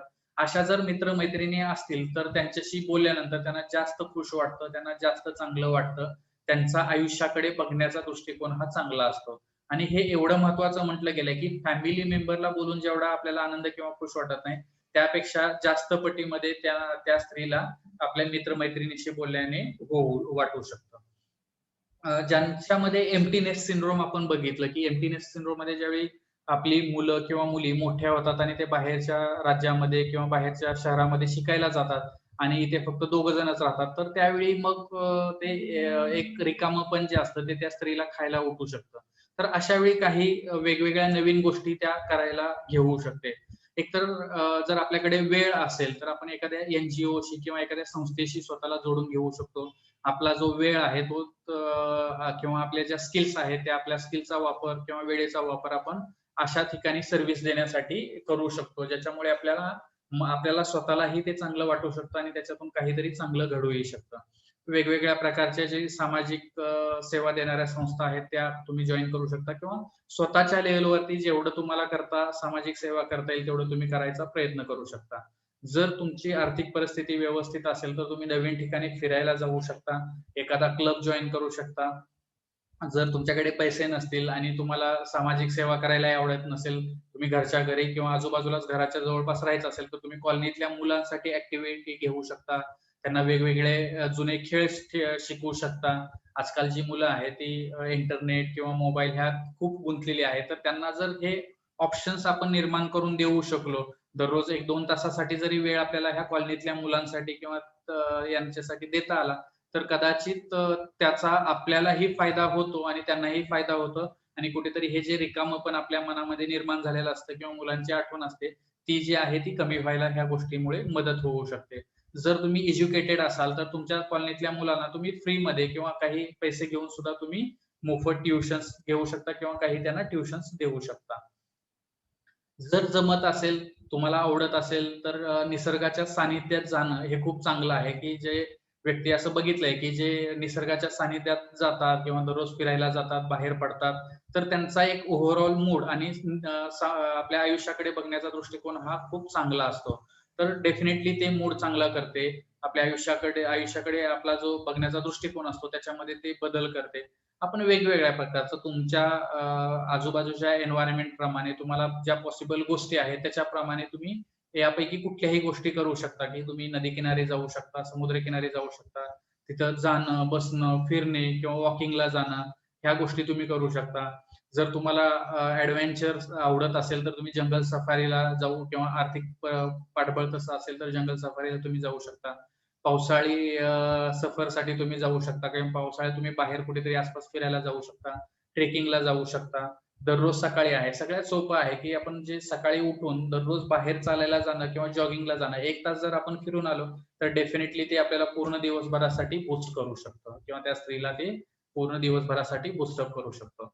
एक सगळ्यात महत्त्वाचं जे आहे, की बऱ्याच जणांना असं वाटतं, की 40 शी आली किंवा 45 वय झालं म्हणजे आता सगळंच संपलं. आता आयुष्यामध्ये करण्यासारखं काहीच राहिलं नाही. तर मला असं वाटतं, की हे इथंच संपत नाही किंवा मला वाटतं म्हणण्यापेक्षा बऱ्याच जणांनी हे प्रूव्हही केलेलं आहे. बरेच जे मोठे-मोठे रायटर आहेत, सिंगर्स आहेत किंवा नवीन स्टार्टअप केलेले व्यक्ती आहेत. तर त्यांनी हे कुठेतरी या स्टेजमध्ये सुरुवात केलेली आहे आणि त्या स्टेजमध्ये सुरुवात करून ते खूप त्यांनी त्या एरियामध्ये खूप मोठं यश मिळवलंय किंवा आपल्याला स्वतःला हॅपीनेस वाटेल किंवा एक काहीतरी आपण करतोय, एक फुलफिलिंग जी भावना आहे, ती येण्यापुरतं जरी झालं तरी आपण डेफिनेटली त्याच्यासाठी प्रयत्न करू शकतो. कुठल्याही प्रकारचं वयाचं बंधन या गोष्टीसाठी नसतं. तुमची जी रेसिपी आहे, तुमचे जे पाककला आहे, त्या गोष्टीचा तुम्ही डेफिनेटली तुमच्या या स्टेजला तुम्ही वापर करू शकता. जर तुम्हाला कुठला ऑनलाईन कोर्स करायचा असेल, तर तो ऑनलाईन कोर्स तुम्ही आता करू शकता. YouTubeवरती व्हिडिओ पाहून तुम्ही नवीन गोष्टी शिकू शकता. मी जसं म्हटलं, की तुम्हाला जर काही पाककलेची आवड असेल किंवा ती कला तुमच्याकडे स्पेशल असेल, तर तुम्ही एखादा फूड प्लाझा चालू करू शकता, फूड ट्रक चालू करू शकता किंवा एखादा गृहउद्योग, पापड असेल, लोणची असेल, तर याच्यातून एकतर तुमचा वेळ जातो, तुमचा एकटेपणा कमी होतो किंवा त्या स्त्रीचा एकटेपणा कमी होऊ शकतो. आणि त्याच्यातून मी जसं म्हटलं, की बऱ्याच वेळी आर्थिक विवंचनाला सुद्धा काही स्त्रियांना सामोरं जावं लागू शकतं, की मुलाचंही बघायचंय, पालकांचंही बघायचंय, आजारपण बघायचे, सगळं घराला मॅनेज करायचंय. अशा वेळी जे कमी जो आपला पैसा येत असतो, तो जो कॅश फ्लो जर आपल्याला वाढवता आलं किंवा इन्कम जर आपल्याला वाढवता आलं, तर त्याच्यासाठी डेफिनिटली याची मदत होते. जर आपण शिकलेले असू, तर ट्युशन ती स्त्री घेऊ शकते किंवा मी जसं म्हटलं, की बरीचशी अशी लोकं आहेत, ज्या चांगल्या पदावरती होत्या. त्यांनी नवीन स्टार्टअप जे आहे, हे 45च्या वयाच्या नंतर सुद्धा केलेलं आहे किंवा तिथून त्यांनी त्यांच्या करिअरची किंवा स्वतःच्या फर्मची त्यांनी सुरुवात केलेली आहे. हे खूप महत्वाचं आहे. कुठलंही एज असो, वाचणं हे खूप महत्वाचं आहे. कारण असं म्हणतात, की reading is to mind which is exercise is to body. म्हणजे शरीरासाठी जसा व्यायाम आहे, तसं मनासाठी पुस्तकं किंवा काहीतरी वाचणं हे आहे. आपण काय वाचतो हेही खूप महत्वाचं आहे. अशा कंडिशनमध्ये किंवा ह्या स्टेजमध्ये युज्युअली आपण काहीतरी मोटिव्हेशनल वाचलं, काहीतरी इन्स्पायरिंग वाचलं किंवा आपल्याला एम्पॉवर करणारे, आपल्याला स्किल एखादी डेव्हलप करणारे किंवा आपल्याला काहीतरी आयुष्यामध्ये पुढे घेऊन जाणारे, अशी जर पुस्तकं वाचली तर त्याचा डेफिनेटली आपल्याला फायदाही होऊ शकतो. सगळ्यात महत्वाचं काय आहे, की या स्टेजला ज्यावेळी स्त्री पोहोचायला लागते किंवा पुरुषही असो किंवा स्त्री असो, तर त्यावेळी ही या स्टेजला पोहोचते. त्यावेळी बऱ्याच वेळी ज्या निगेटिव्ह गोष्टी आपल्या आयुष्यात घडलेल्या आहेत किंवा जे निगेटिव्ह होतंय किंवा झालंय, ते त्यांना अ, अ, आठवायला लागू शकतं किंवा ते त्यांच्या समोर जास्तीत जास्त यायला लागतं. तर अशा वेळी आपण थोडंसं आपण जे आयुष्यात आजपर्यंत जे सध्या केलेल्या गोष्टी आहेत किंवा ज्या केलेल्या आपण केलेल्या गोष्टी आहेत, त्या आपण लिहू शकतो किंवा ते एक डायरी बनवून त्याच्यामध्ये लिहिणं गरजेचं आहे. जर आपण हे लिहिलं आणि महत्वाचं काय, की बरेच जण काय करतात, की डायरी बनवतात, लिहून ठेवतात आणि परत ते बाजूला पडून जातं आणि परत अजून ते कुठेतरी त्या एक सायकलमध्ये ते परत अजून अडकून बसतात. तर हे फक्त लिहिणं महत्वाचं नाही. ते लिहिण्यासोबत ते पहा आणि पुन्हा-पुन्हा पहा. म्हणजे एक तुम्ही वेळ काढू शकता, की महिन्यातून एकदा तरी मला ती डायरी वाचायची आहे किंवा तो अल्बम बघायचा आहे किंवा आठवड्यातून तुम्हाला जे काही जमेल, जसा तुम्हाला वेळ भेटेल, स्वतःसाठी ह्या गोष्टी बघण्यासाठी, एकतर लिहिण्यासाठी तर सुरुवातीला वेळ काढावाच लागेल. त्याच्यानंतर मग मात्र ते रिव्हिजिट त्याला करत राहणं महत्वाचं आहे. याच्यामध्ये तुम्ही तुमच्या ज्या मिळवलेले अवॉर्ड्स असतील, डिग्री असतील, पोझिशन असेल, त्या अवॉर्ड सेरेमनीचे फोटो असतील, तर हे सगळं तुम्ही लिहू शकता किंवा ते फोटो चिटकवू शकता. एक छान डायरी तुम्ही किंवा एक छान फाईल तुम्ही त्या गोष्टीची तयार करू शकता. नंतर तुम्ही ज्या बऱ्याच आपल्या आयुष्यामध्ये अशा असतात, की ज्या आपल्याला सुरुवातीला असाध्य वाटलेल्या गोष्टी आहेत, की आपल्याला हे मिळणार नाही किंवा आपण ते मिळवू शकणार नाही किंवा अचीव्ह करू शकणार नाही. त्या गोष्टी आपण साध्य केलेल्या असतात, त्या गोष्टी मिळवल्या असतात. तर अशा काय-काय आहेत हे थोडंसं मेमरी लेनमध्ये मागे जाऊन आपल्याला ते बघणं गरजेचं असतं आणि ते लिहून काढणं गरजेचं असतं. कारण मी जसं म्हटलं, की या वयामध्ये युज्युअली आपला निगेटिव्हकडे फोकस झालेला असतो. त्याच्यामुळे ह्या गोष्टी आपल्याला प्रामुख्याने किंवा नेहमी आठवत नाहीत. त्यामुळे आपल्याला हे मागे जाऊन बघावं लागतं, ते लिहावं लागतं आणि स्वतःला ते आठवण करून देण्यासाठी ते पुन्हा पुन्हा पाहावं लागतं. तुमच्या आयुष्यामध्ये तुम्ही जर कुठला मोठा लढा दिला असेल, कुठल्या मोठ्या आजारातून तुम्ही सामोरे आला असाल, कुठल्या मोठ्या आर्थिक अडचणीचा तुम्ही सामना केला असेल, कुठल्या पर्सनल मोठ्या एखाद्या गोष्टीवरती तुम्ही काबू केला असेल, तर अशा गोष्टी तुम्ही लिहिणं महत्वाचं आहे. ज्याच्यामुळे तुमचा कॉन्फिडन्स वाढतो किंवा तुम्हाला एक फील गुडची भावना तुम्हाला त्याच्यातून येऊ शकते. तुमच्या आयुष्यात तुम्ही वेगवेगळी जोडलेली जी लोकं आहेत, त्यांची तुम्ही नावं लिहू शकता. मित्रांना किंवा इतरांना केलेली जी मदत आहे, जी त्यांच्यासाठी खूप महत्त्वाची ठरली होती, खूप त्यांना चांगलं वाटलं होतं किंवा ते अजूनही ती नावं काढतील किंवा भेटल्यानंतर त्या गोष्टीचा उल्लेख करतील. तर अशा गोष्टी तुम्ही लिहू शकता. तुम्ही जे फिरलेली ठिकाणं आहेत, त्या ठिकाणी केलेल्या गोष्टी आहेत, त्या तुम्ही लिहू शकता किंवा तुम्ही वाचलेली जी चांगली पुस्तकं आहेत, ती तुम्ही लिहू शकता. जुने अल्बम जे आपले आहेत, फोटो असतील, लग्नाचे असतील किंवा इतर जे म्हटलं की अवॉर्ड सेरेमनी असेल, फिरायला गेलेला असेल किंवा काही स्पेसिफिक घटना असतील, तर त्या घटनेचे अल्बम किंवा त्या घटनेचे फोटो तुम्ही पाहू शकता आणि त्या सगळ्या ज्या जुन्या गोष्टी आहेत किंवा चांगल्या पॉझिटिव्ह गोष्टी आपल्या आयुष्यामध्ये झाल्या होत्या, त्याला आपण उजाळा देऊ शकतो. ज्याच्यामुळे आपल्याला कळूनच जातं की आपण एका फक्त वाईट गोष्टीबद्दल किंवा फक्त निगेटिव्ह गोष्टीबद्दल आपण सध्या जास्त विचार करतोय. आपलं आयुष्य एवढं सुंदर सुद्धा होतं किंवा ते आहे आणि काही दिवसांनी ते असणार आहे. सगळ्यात महत्त्वाचं जे आहे ते स्वतःकडे दुर्लक्ष करू नका. मी जे म्हटलं, की मुलांकडे लक्ष देणं, पॅरेंट्सकडे लक्ष देणं, कामाकडे लक्ष देणं, घरच्या कामाकडे लक्ष देणं, ह्या सगळ्यामध्ये कुठेतरी एक स्वतःकडे दुर्लक्ष व्हायची शक्यता जास्त असते. तर हे दुर्लक्ष व्हायला नको. त्या स्त्रीने स्वतःकडे व्यवस्थितपणे लक्ष देणं गरजेचं असतं. जर काही शारीरिक किंवा मानसिक त्रास जर जाणवत असेल, आपण ज्या गोष्टी बोललो आतापर्यंत, ज्या मानसिक आजाराबद्दल बोललो, त्यापैकी जर काही मानसिक आजार जाणवत असेल, मानसिक त्रास जाणवत असेल किंवा यानंतर जे आपण काही शारीरिक गोष्टीबद्दल बोलणार आहोत, शारीरिक आजाराबद्दल बोलणार आहोत, त्या गोष्टीबद्दल जर काही त्रास होत असेल किंवा तसा काही त्रास होत असेल, तर त्याच्याकडे दुर्लक्ष करू नका. कारण असं म्हणतात की stitch in time saves nine. म्हणजे आपण जर वेळीच प्रिकॉशन जर घेतली, वेळीच जर एक टाका मारला किंवा वेळीच जर ती एक गाठ मारली, तर पुढची उसवणूक जे आहे किंवा पुढे जे आपल्याला 9-10 टाके मारावे लागणार आहेत किंवा पुढे जे आपल्याला तारंबाळ होणार आहे, ती त्याच्यामध्ये होणार नाही.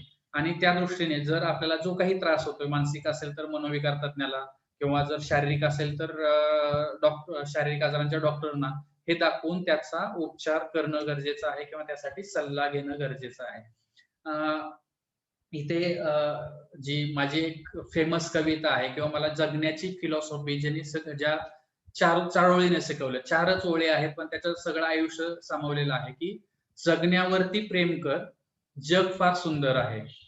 जगण्यावरती प्रेम कर, जग फार सुंदर आहे. औसेच्या काळोखातही नक्षत्राचं झुंबर आहे. म्हणजे आपलं जे आयुष्य आहे कुठल्याही टप्प्यावरती असो, बऱ्याच वेळी आपल्याला असं वाटतं, की सक्सेस म्हणजे काय किंवा चांगलं आयुष्य म्हणजे काय? तर कुठल्याही प्रकारचं त्यांच्या आयुष्यामध्ये प्रॉब्लेम नसणं म्हणजे त्यांना सक्सेस वाटतं किंवा कुठल्या सर्व आयुष्य स्मूथली जाणं म्हणजे त्यांना चांगलं आयुष्य वाटतं किंवा आनंदी आयुष्य वाटतं. तर असं नाहीये. आपल्या आयुष्यामध्ये जे प्रॉब्लेम्स येतात त्याला ओव्हरकम करणं म्हणजे सक्सेस आहे किंवा आपल्या आयुष्यामध्ये येणाऱ्या प्रॉब्लेमला चांगल्या पद्धतीने तोंड देणं, हसत-हसत तोंड देणं म्हणजे हॅपीनेस आहे. तर ही जर आपण आनंदाची व्याख्या जर बदलली किंवा सक्सेसची जर व्याख्या बदलली आणि आपलं आयुष्य हे फक्त आपण जर काळोखाकडे बघत राहिलो, तर आपल्याला ते त्रासदायक ठरू शकतं किंवा सगळीकडे काळोख आहेच, पण त्याच्यामध्ये जे नक्षत्र आहेत किंवा त्याच्यामधले जे तारे आहेत, त्याचं जे एक झुंबर तयार होते, त्या झुंबराकडे जर आपण फोकस केलं, तर कदाचित ही काळोखी रात्र आपल्याला तेवढी त्रासदायक वाटणार नाहीये. सो मानसिक आणि शारीरिक हे जे आहे, त्या प्रकारे आपण या गोष्टींचा विचार करू शकतो किंवा ह्या प्रकारे आपण ह्या स्टेजकडे, ह्या आयुष्याच्या टप्प्याकडे ती स्त्री बघू शकते. हे आपण आतापर्यंत जे पाहिले ते मानसिक आजार कुठल्या प्रकारचे असतात किंवा काय असतात आणि शारीरिक आजारासाठी काय करायला पाहिजे हे मानसिक आजारासाठी काय करायला पाहिजे हे आपण पाहिलं. अ, काही गोष्टी ज्या आहेत, काय करायला पाहिजे हे बरचसं पॅरलल आहे. कारण जे आपण 3 गोष्टी डायट, एक्सरसाइज आणि झोप आणि ह्या ज्या गोष्टी आहेत त्या बऱ्याचशा सिमिलर आहेत. परंतु काही गोष्टीसाठी त्या स्पेसिफिकली मेन्शन करणं गरजेचं आहे. तर कुठल्या प्रकारचे शारीरिक आजार स्त्रियांमध्ये ह्या वयामध्ये येऊ शकतात आणि त्याच्यासाठी ते होऊ नये किंवा झालं तर काय करावं ह्याच्याबद्दल मी थोडंसं सांगणार आहे. तर साधारणतः शारीरिक आजारामध्ये कुठलेही असतात. तर एक तर ओव्हर ऍक्टिव्ह ब्लॅडर म्हणजे जसं वय वाढतं 40 नंतर 45 नंतर नर्व्ह ज्या आहेत त्या कमजोर व्हायला लागतात किंवा त्या नर्व्हमध्ये वेगवेगळ्या प्रकारचे प्रॉब्लेम्स यायला लागतात. त्यासोबतच जी ब्लॅडरची वॉल असते किंवा ती ब्लॅडरची भिंत असते जिथे लघवी साठवली जाते. ती जी वॉल असते ती थिक व्हायला लागते आणि त्याच्यामुळे त्याची कॅपॅसिटी कमी होते. त्याचा जो एरिया आहे, त्याचं जे व्हॉल्यूम आहे युरिन स्टोअर करण्याचं ते कमी व्हायला लागतं आणि ते कमी व्हायला लागल्यामुळे त्या स्त्रीला वारंवार लघवीला जायला लागणं किंवा सारखं-सारखं लघवी आलंय असं वाटणं किंवा बऱ्याच वेळी ड्रिबलिंग मिक्च्युरेशन असतं. तर ह्या अशा प्रकारच्या समस्या त्या स्त्रीला वयानंतर सामोरं जावं लागू शकतं. हे होऊ नये म्हणून काय करता येऊ शकतं? तर एक सगळ्यात महत्त्वाचं जे आहे ते किगल्स एक्सरसाइज असं म्हणतात. किगल एक्सरसाइज म्हणजे काय, की पेल्विक मसल्स जे आहेत, त्या पेल्विक मसल्सचं कॉन्ट्रॅक्शन करणं, ते धरून ठेवणं आणि सोडणं. आपण इमॅजिन करू शकतो, की आपण सकाळी 10 वेळा आणि संध्याकाळी 10 वेळा हे साधं सोपं एक्सरसाइज करू शकतो. शांतपणे खुर्चीवरती किंवा कॉटवरती बसायचं आहे किंवा कुठेही एका आरामाच्या पोझिशनमध्ये बसायचं आहे किंवा उभंही तुम्ही राहू शकता आणि ज्या प्रकारे आपण लघवी आल्यानंतर, जोराची लघवी आल्यानंतर आपण ज्या प्रकारे ती थांबवण्यासाठी आपण जे कॉन्ट्रॅक्ट करतो किंवा पोटामध्ये आपण पिळा मारल्यासारखं करतो किंवा आडा घेतल्यासारखं करतो. तर त्या पद्धतीने आपल्याला मसल्स कॉन्ट्रॅक्ट करायचे आहेत. त्या मसल्स कॉन्ट्रॅक्ट करून एक साधारणतः थोड्या वेळासाठी 20-30 सेकंदासाठी तसंच ठेवायचं आहे आणि नंतर मग हळू-हळू ते लूज करायचं आहे. असं साधारणतः सकाळी 10 वेळा आणि संध्याकाळी जर 10 वेळा केलं, तर तुमच्या ज्या पेल्विक मसल्स आहेत, त्या पेल्विक मसल्स स्ट्रॉंग होतात, त्यांचा टोन मेंटेन राहतो आणि त्याच्यामुळे हे जे इन्कॉन्टिनन्स ब्लॅडरचं होऊ शकतं, ते होत नाही. दुसरं जे आहे व्हजायनल जी वॉल असते ती थिन झालेली असते आणि तो जो इस्ट्रोजन आपण बघितलं, की इस्ट्रोजन कमी झाल्यामुळे हा प्रॉब्लेम येतो. तर ती व्हजायनल इस्ट्रोजन क्रीम जर वापरली तर ह्या गोष्टीला थोडासा आळा बसू शकतो. त्याच्यासाठी डेफिनिटली वेगवेगळ्या काही मेडिकेशन्स आहेत. काही जण बोटॉक्स इंजेक्शनचाही वापर करतात. तर तज्ञाच्या सल्ल्याने या गोष्टी आपण करू शकतो. महत्त्वाचं आपल्या हातात जे आहे ते म्हणजे किगल एक्सरसाइज किंवा त्याच्यापुढे व्हजायनल इस्ट्रोजन क्रीम एखाद्या डॉक्टरांच्या सल्ल्याने घेणं आणि जर गरजच असेल तर ह्या पुढच्या गोष्टींचा वापर करणं. जसं वय वाढतं तसं किडनी स्टोन्स होण्याची शक्यताही जास्त वाढते असं म्हटलं गेलेलं आहे. आणि त्याचं जे कारण आहे, की वय वाढल्यानंतर डिहायड्रेशन बॉडीमध्ये खूप जास्त मोठ्या प्रमाणात होतं. पाण्याची कमतरता निर्माण होते आणि त्या डिहायड्रेशनमुळं किंवा आहारामध्ये जो काही बदल झालेला असतो त्याच्यामुळं किडनी स्टोन होण्याची शक्यता जास्त वाढते. तर हे किडनी स्टोन होऊ नये म्हणजे जास्ती आपल्या हातामध्ये काय आहे, तर आपण जास्तीत जास्त पाणी पिऊ शकतो. कमीत कमी एक 12 ग्लास किंवा 5 लिटर पाणी हे एखाद्या एव्हरेज स्त्रीने किंवा पुरुषाने हे दिवसाला प्यायला हवं. आहारामध्ये काही बदल करायला हवे. हे बदल करणं म्हणजे काय, तर साधारणतः कॅल्शियम सप्लिमेंट हे खूप मोठ्या प्रमाणामध्ये किंवा एक दिवसातून 3 वेळा तरी कॅल्शियमचा सोर्स असणारे दूध आहे किंवा दुधाचे पदार्थ आहेत, तर ते आपण जेवणामध्ये घेणं किंवा खाण्यामध्ये त्याचा वापर करणं हे खूप महत्वाचं आहे. दुसरं मी जे म्हटलं, की भरपूर पाणी पिणं हे गरजेचं आहे. जे सिट्रस फ्रुट्स आहेत, ऑरेंज आहे, लिंबू आहे, तर अशा गोष्टींचा आपण आपल्या आहारामध्ये किंवा पिण्यामध्ये आपण त्या गोष्टींचा वापर करू शकतो. जे सॉल्टेड पदार्थ आहेत, त्याचा कमीत कमी वापर व्हायला हवा. मीठ कमीत कमी वापरायला हवं. जे स्टोअर केलेले फ्रुट्स आहेत, ज्याच्यामध्ये हाय फ्रुक्टोज लेव्हल वापरली जाते किंवा फ्रुक्टोज त्याच्यामध्ये वापरलेलं असतं किंवा जे ज्यूस आहेत, जे स्टोअर्ड आहेत किंवा रेडीमेड आहेत, तर अशा गोष्टी आपण टाळायला हवे. जे ॲनिमल सोर्स प्रोटीन आहेत, ॲनिमल्स पासून मिळणारे जे प्रोटीन्स आहेत, त्याचा जेवणामधला इंटेक कमी करणं हे गरजेचं असतं आणि जर आपल्याला त्रास होत असेल, तर वेळीच उपचार घेणं हे गरजेचं असतं. जसं वय वाढतं तसं युरिनरी ट्रॅक्ट इन्फेक्शन किंवा लघवीची जी जागा असते त्या जागेचं इन्फेक्शन होण्याची शक्यता वय वाढल्यानंतर जास्त होतं किंवा 40 नंतर जास्त होतं. तर हे प्रमाण का वाढतं? तर ज्या वजायनाच्या वॉल्स असतात त्या जसं म्हटलं, की इस्ट्रोजनच्या कमतरतेमुळे ते थिन झालेले असतात आणि तिथलं जे व्हाजायनल पीएच असतं, जे ॲसिडिक युज्युअली असतं, जे ते इन्फेक्शन कंट्रोल करायला किंवा ते जे जंतू असतात किंवा बॅक्टेरिया असतात त्यांना कंट्रोल करण्यासाठी ते जे पीएच असतं ते कमी असणं किंवा ॲसिडिक असणं गरजेचं असतं. तर ते कुठेतरी डिस्टर्ब व्हायला लागल्यामुळे 40 नंतर किंवा पेरिमेनोपॉजल वुमनमध्ये किंवा महिलांमध्ये त्याच्यामुळे हे युरिनरी ट्रॅक्ट इन्फेक्शन होण्याची शक्यता जास्त वाढते. तर याच्यासाठीही काय करायला हवं, तर एक जास्तीत जास्त पाणी प्यायला हवं, ज्याच्यामुळे ते फ्लश आउट व्हायला मदत होईल. सगळ्यात महत्त्वाचं जे आहे सेक्स पूर्वी आणि सेक्स नंतर वॉशरूमला जाणं किंवा लघवीसाठी जाणं हे खूप महत्वाचं आहे आणि जर गरज असेल तर डॉक्टरांना दाखवून अँटिबायोटिक औषधांचा वापर करणं हे गरजेचं आहे. जसं जसं वय वाढतं तसं ऑस्टिओआर्थरायटिस किंवा संधिवाताचाही प्रकार महिलांमध्ये जास्त प्रमाणामध्ये आढळून येतो. ते जे कार्टिलेजेस आहेत, प्रत्येक जो जॉइंट आहे तर ते जॉइंटमध्ये कार्टिलेजचं कव्हरिंग असतं. त्या कार्टिलेजचं झीज झाल्यामुळे ते जे मूव्हमेंट्स त्या जॉइंटला होणार आहे, त्या मूव्हमेंट व्यवस्थित होत नाहीत आणि त्या त्रासदायक होतात किंवा दुखतं किंवा त्रास होतो. ह्याच्यामध्ये मुख्यतः जे आहे मानेचा जर सर्व्हायकल स्पाइनला जर ते झालं तर मान दुखू शकते किंवा लंबार स्पाइन किंवा हा जो भाग आहे तिथे झाल्यानंतर पाठीचं दुखणं येऊ शकतं किंवा कंबर दुखू शकते आणि हिप्स जे आहेत किंवा नी जॉइंट जो आहे, गुडघे जे आहेत ज्याला आपण त्या ठिकाणी हे जास्त होऊ शकतं किंवा काही स्त्रियांमध्ये अंगठ्याचा जो बेस आहे किंवा हे अंगठा आणि त्याचा हात जो आहे तर त्याला तो जो जॉइंट आहे तिथे हा त्रास होऊ शकतो. हा ऑस्टिओआर्थरायटिस वयाप्रमाणे वाढत जायची शक्यता जास्त राहते. तर याच्यासाठी आपण काय करू शकतो? एकतर वेट बेअरिंग एक्सरसाइज करणं खूप महत्वाचं आहे आणि आहारामध्ये कॅल्शियमचं जे आपण बोललो, कॅल्शियमचा व्यवस्थित वापर करणं, बॅलन्स डाएट घेणं आणि व्यायाम करणं हे याच्यासाठी होऊ नये म्हणून काळजी घेऊ शकतो आणि जर होत असेल तर डॉक्टरांना आपण लवकरात लवकर दाखवू शकतो. सगळ्यात महत्वाचा जो शारीरिक आजारामधला घटक आहे तो म्हणजे हा, की जो लाईफस्टाईल डिसीजेस आहेत आता वाढत चाललेले आहेत. बऱ्याचशा स्त्रिया ह्या वर्किंग वुमन आहेत आणि त्यांचं जेवणाचं गणित थोडंसं डिस्टर्ब होत आहे किंवा फास्ट फूडवरती येता-जाता काहीतरी खाण्यावरती बऱ्याच वेळी स्त्रियांचा काही भर असू शकतो. बैठे काम असू शकतो. आजकाल महिलाही मोठ्या पदावरती आहेत आणि बैठे काम त्यांना करावं लागतं. फिजिकल काम कमी आहे आणि ह्या किंवा काही स्त्रियांमध्ये आता शहरामध्ये अल्कोहोल, सिगारेट ह्या गोष्टी बऱ्याचशा कॉमन व्हायला लागल्या आहेत.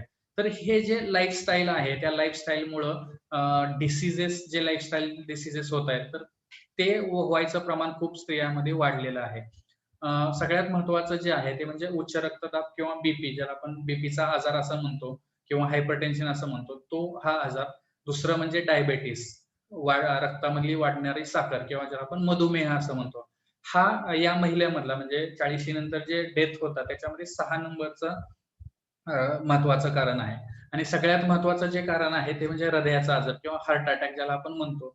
तर हा हार्ट अटॅक नंबर 1 कॉज आहे 40-45च्या नंतर येणाऱ्या महिलांच्या मृत्यूमध्ये आणि त्यानंतर महत्वाचं आहे ते म्हणजे अर्धांगवायू किंवा ज्याला आपण स्ट्रोक म्हणतो किंवा पॅरालिसिसचा अटॅक म्हणतो. म्हणजे रक्त मेंदूमध्ये रक्तपुरवठा कमी होणे किंवा मेंदूमध्ये रक्तस्राव होणे याच्यामुळे जो स्ट्रोक येतो किंवा त्याच्यामुळे जो अर्धांगवायूचा झटका येतो, हे लाईफस्टाईल डिसीजेस मध्ये येतात. तर ह्याच्यामध्ये आपण काय करायला हवं? तर एक सगळ्यात महत्वाचं वयाच्या 40शी नंतर नियमित तपासणी आणि सल्ला घेणं आणि गरजेप्रमाणे उपचार करणं. जर डायबिटीस असेल तर त्याचा उपचार करणं, ब्लड प्रेशर असेल तर त्याचा उपचार करणं, हार्टच्या गोळ्या जर काही चालू असतील तर त्या व्यवस्थित घेणं, रेग्युलर फॉलोअप ठेवणं हे खूप महत्वाचं आहे. बऱ्याच वेळी काय होतं की हे डिटेक्ट काही जणांमध्ये लवकरही होतं, परंतु ती औषधोपचार कंटिन्यू ठेवत नाही आणि मग कुठेतरी मग अचानकपणे हार्ट अटॅक येतो किंवा पॅरालिसिसचा अटॅक येतो आणि ते जास्त त्रासदायक होतं. तर हे नियमित तपासणी आणि सल्ला घेणं हे खूप गरजेचं असतं. उपचार व्यवस्थित घेणं गरजेचं असतं. एक महत्वाची किंवा सगळ्यात महत्वाची गोष्ट जी आहे ती म्हणजे ऍक्टिव्ह लाईफस्टाईल. आपली जी लाईफस्टाईल सेडेंटरी झालेली आहे, बसून आहे, हालचाल जास्त नाहीये. आजकाल बऱ्याच स्त्रिया आलं की मग परत त्या सासा-सुनांच्या मालिका, वेगवेगळ्या प्रकारच्या मालिका हे बसून म्हणजे जेवत बसतात. जेवताना टीव्ही बघतात किंवा जास्तीत जास्त वेळ 2-2 तास, 3-3 तास त्या टीव्ही समोरच बसून असतात आणि हे बसून म्हणजे ऑफिसमध्येही बसणं, घरीही बसणं आणि त्याच्यामुळे ही जी मूव्हमेंट आहे किंवा हालचाल आहे, ती कमी झालेली आहे, हालचाल कमी झाली. तर ते नको व्हायला. आपली लाईफस्टाईल ही ॲक्टिव्ह असायला पाहिजे. त्याच्यामध्ये आपण आहारासोबतच व्यायाम हा व्यवस्थित करायला हवा. दररोज एक कमीत कमी 45 मिनिट तरी प्रत्येक स्त्रीने व्यायाम करायला हवा. आपला ताणतणाव कसा कमी करता येईल हे आपण बघू शकतो. कारण ताणतणावाचा आणि या सर्व आजारांचा खूप जवळचा संबंध आहे, हे बऱ्याच रिसर्चमध्ये दिसून आलेलं आहे. वजन नियंत्रणामध्ये ठेवणं खूप गरजेचं आहे. कारण हे जे सर्व आपण आजार पाहिले त्याच्यामध्ये ओबेसिटी किंवा वजन जास्त असणं हे एक कॉन्ट्रिब्युटरी फॅक्टर आहे किंवा रिस्क फॅक्टर आहे. जे आपण पाहतोय की धूम्रपान आहे किंवा दारूचं व्यसन आहे. तर ह्या गोष्टी डेफिनेटली अव्हॉइड करायला हव्या कारण हे खूप मोठे रिस्क फॅक्टर आहेत. दर 5 वर्षाला स्त्रियांनी किंवा पुरुषांनीही कोलेस्टेरॉल चेक करायला हवं. दर 3 वर्षाला शुगर लेव्हल चेक करायला हवी. आणि सगळ्यात महत्वाचं हे जे आहे ते म्हणजे स्ट्रोक किंवा पॅरालिसिस, कारण याचं फिमेलमध्ये प्रमाण खूप जास्त आहे कम्पेअर टू मेल. फिमेलमध्ये स्ट्रोक किंवा पॅरालिसिस येण्याची शक्यता जास्त असते आणि जर हार्मोन रिप्लेसमेंट जर त्या स्त्रीने घेतलं असेल तर तिच्यामध्ये हा चान्स अजून वाढतं. तर हे कसं लक्षात ठेवायचं किंवा हे झालाय, स्ट्रोक झालाय, हे ओळखणं खूप गरजेचं आहे. का गरजेचं आहे? तर हे शेवटचं जे आपण पास्ट मधलं टी बघतोय तो टाइम म्हणजे ज्याला गोल्डन आवर म्हणतात. जर हा पॅरालिसिसचा अटॅक आला आणि 1 तासात जर ते डॉक्टरांकडे गेले तर रिकव्हरी होण्याचे 100% चान्सेस असू शकतात. सो त्यामुळे हा टाइम खूप महत्वाचा आहे किंवा हे ओळखायला शिकणं हे खूप गरजेचं आहे. तर आपण हे कसं ओळखू शकतो?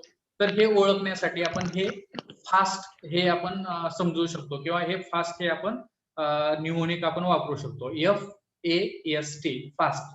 F फॉर फेस म्हणजे चेहरा जो आहे तो चेहरा एका बाजूला चेहरा एका बाजूला जातो किंवा तिथून सलायवा रुलिंग होते किंवा जर हसायला सांगितलं तर ते एका बाजूला तोंड जातं आणि हे जे चेहऱ्यामध्ये दिसणार आहे म्हणजे एका बाजूला झालेलं तोंड हे चेहऱ्यामध्ये आपल्याला दिसणार आहे किंवा डोळे बंद करायला सांगितलं तर एक डोळा उघडं राहणं किंवा हे जे डोळ्यावरचं सॉरी कपाळावरती ज्या आट्या पडतात त्या एका बाजूच्या आट्या पडत असतील दुसऱ्या बाजूच्या आट्या पडत नसतील तर हे जे चेहऱ्यामध्ये होणारे बदल आहेत हे पॅरालिसिस असण्याचं एक चांगलं साईन आहे. तर हे आपल्याला ओळखता यायला हवं.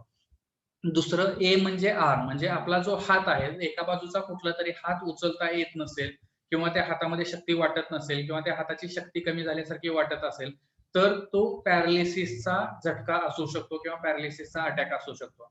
आणि तिसरं महत्वाचं आहे ते म्हणजे स्पीच म्हणजे आपण जर बोलताना आपल्याला बोलताना जर जीभ जड होत असेल किंवा आपल्या समोरची जी व्यक्ती आहे किंवा स्त्री आहे ती जर बोलताना तिचा शब्द आपल्याला कळत नसेल, जीभ जड होत असेल, बोलताना त्रास होत असेल तर आपल्याला हे समजून घ्यायला हवं की हा पॅरालिसिसचा अटॅक आहे.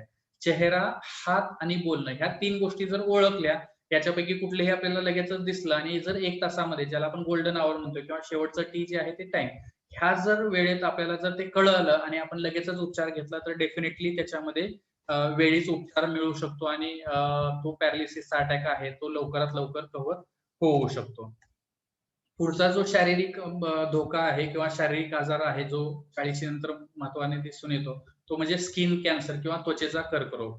हे जे आपल्या शरीरावरती वेगवेगळे तीळ असतात त्या तिळाच्या आकारामध्ये किंवा रंगामध्ये जर बदल होत असेल तर आपल्याला ते समजून घ्यायला हवं की हे काहीतरी ॲबनॉर्मल आहे किंवा एखादा नवीन तीळ जर आपल्या अंगावरती 40 नंतर 45 नंतर आला तर हा साधा तीळ नसून कॅन्सरचा ज्याला मेलॅनोमा असं म्हणतात तर तो कॅन्सरचा तीळ हा असू शकतो हे आपण समजून घ्यायला हवं. काय करता येऊ शकतं? एकतर सर्वात महत्वाचं आहे म्हणजे उन्हामध्ये जाणं टाळा. कारण ऊन किंवा त्वचेत हे जे किरणं आहेत, सूर्याची जी किरणं आहेत, ते त्वचेवरती पडणं हे त्या त्वचेसाठी किंवा हे कॅन्सर होण्यासाठी रिस्क फॅक्टर आहे. तर उन्हात जेवढं जायला टाळता येईल तेवढं आपण टाळू शकतो. दुपारच्या उन्हामध्ये म्हणजे महत्वाचं जे आहे ते दुपारच्या कडक उन्हामध्ये. दुसरं सनस्क्रीन लोशनचा जर आपल्याला बाहेर पडणं अनिवार्यच असेल, तर आपण सनस्क्रीन लोशनचा वापर ठेवू शकतो. आणि जसं आपण म्हटलं, की हे जे तीळ आहेत, ह्या तिळाच्या आकारामध्ये काही बदल होतोय का? त्याच्या साईजमध्ये काही बदल होतोय का?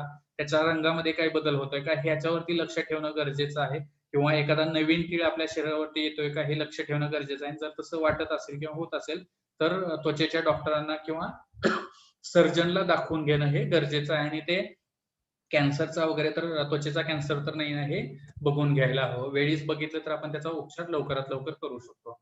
दुसरं जे स्त्रियांमध्ये आजार 40 नंतर किंवा 45-50 नंतर जो मोठा आजारात महत्वाचा आजार आहे, जो म्हणजे ज्याचे मेटास्टॅसिस ब्रेनपर्यंत जातात, लंगपर्यंत जातात आणि त्याच्यामुळे त्यांचे एक क्वालिटी ऑफ लाईफ खूप मोठ्या प्रमाणामध्ये कमी होते किंवा ढासळते. तर तो म्हणजे ब्रेस्ट कॅन्सर किंवा स्तनांचा कर्करोग किंवा स्तनांचा कॅन्सर. तर ह्याच्यामध्ये ती स्त्री काय करू शकते? तर नियमित आपल्या स्तनांची तपासणी करणे.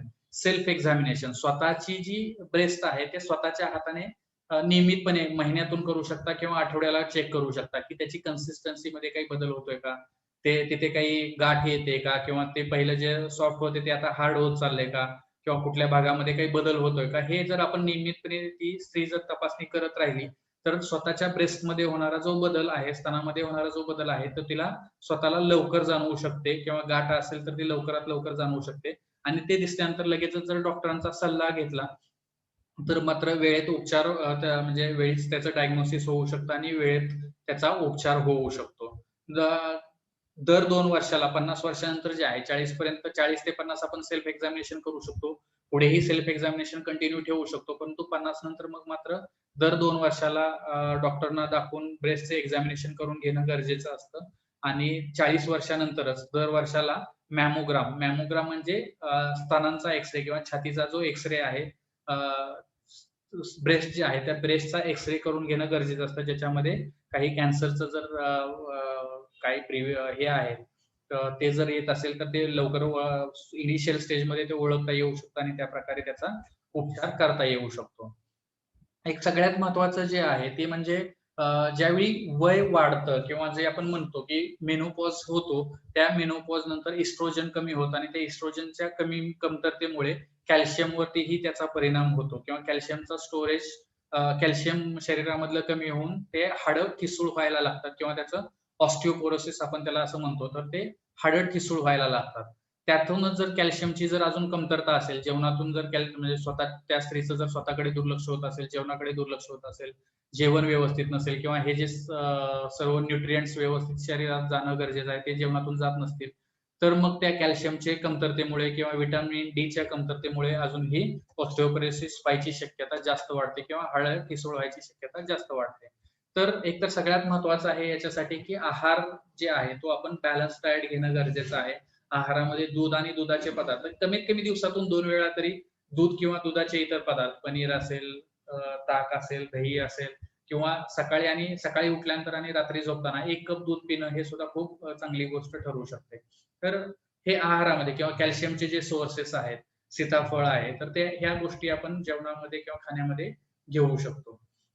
दुसरं जर म्हणजे दिवसाला कमीत कमी 1000 मिलीग्रॅम कॅल्शियम जाणं हे शरीरामध्ये गरजेचं आहे. जर ते आपल्या आहारातून जात नसेल, तर मग आपण कॅल्शियमचे सप्लिमेंट्स घेऊ शकतो. त्यासोबत व्हिटॅमिन डीचे सप्लिमेंट्स घेऊ शकतो. दररोज सकाळी 1 तास सूर्यप्रकाशामध्ये जाणं किंवा म्हणजे सूर्यकिरण अंगावर पडतील किंवा कोवळं ऊन आपल्या अंगावरती पडेल याची काळजी घेणं खूप गरजेचं आहे. स्पेसिफिकली जे एअर कंडिशनमध्ये बसून, एसीमध्ये बसून जे काम करतात. आजकाल शहरामध्ये बऱ्याच ज्या स्त्रिया आहेत, त्यांच्या ऑफिसेस जे आहेत, ती एअर कंडिशन्ड आहेत आणि अशामध्ये त्या स्त्रियांसाठी तर हे खूप महत्त्वाचं आहे, की दररोज सकाळी 1 तास सूर्याचं एक्सपोजर होणं हे खूप महत्त्वाचं आहे. जर तुम्हाला सकाळी वेळ भेटत नसेल, तर तुम्ही थोडंसं लवकर उठून लवकर तुमची कामं उरकून घेऊ शकता. परंतु स्वतःसाठी ॲटलीस्ट अर्धा तास तरी सूर्यप्रकाशामध्ये फिरायला म्हणजे वॉकिंग जी आहे ती तुम्ही थोडंसं लेट करू शकता. जे 7, 7:30, 8 ज्यावेळी कोवळं ऊन येतं, त्यावेळी जर तो वॉकिंगला गेला, तर तुमचं एक्सरसाइज होऊ शकतं आणि सूर्याला तुमचं म्हणजे सनचं एक्सपोजर पण तुम्हाला भेटू शकतं.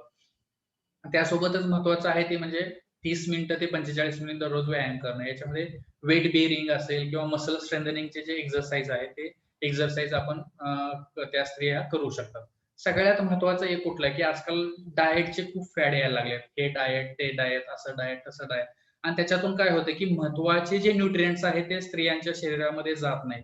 तर अशा प्रकारचे डाएट शक्यतो टाळायला हवे. बॅलन्स डाएट घेणं हेच चांगलं डाएट आहे आणि त्याच्यामध्ये फार थोडंफार आपण बदल करून आपण व्यवस्थितपणे जेवण घेऊ शकतो आणि ज्याच्यामुळे आपण वजन कमी करण्यासाठी प्रयत्न करतो. आणि फक्त डाएट ह्याचा सहारा न घेता व्यायाम करणं, 40-45 मिनिटाचा दररोजचा व्यायाम करणं, चालणं ह्याचा सहारा बऱ्याच वेळी स्त्रिया घेत नाहीत. म्हणजे डाएट हे एक त्यांना एकमेव पर्याय वाटतो.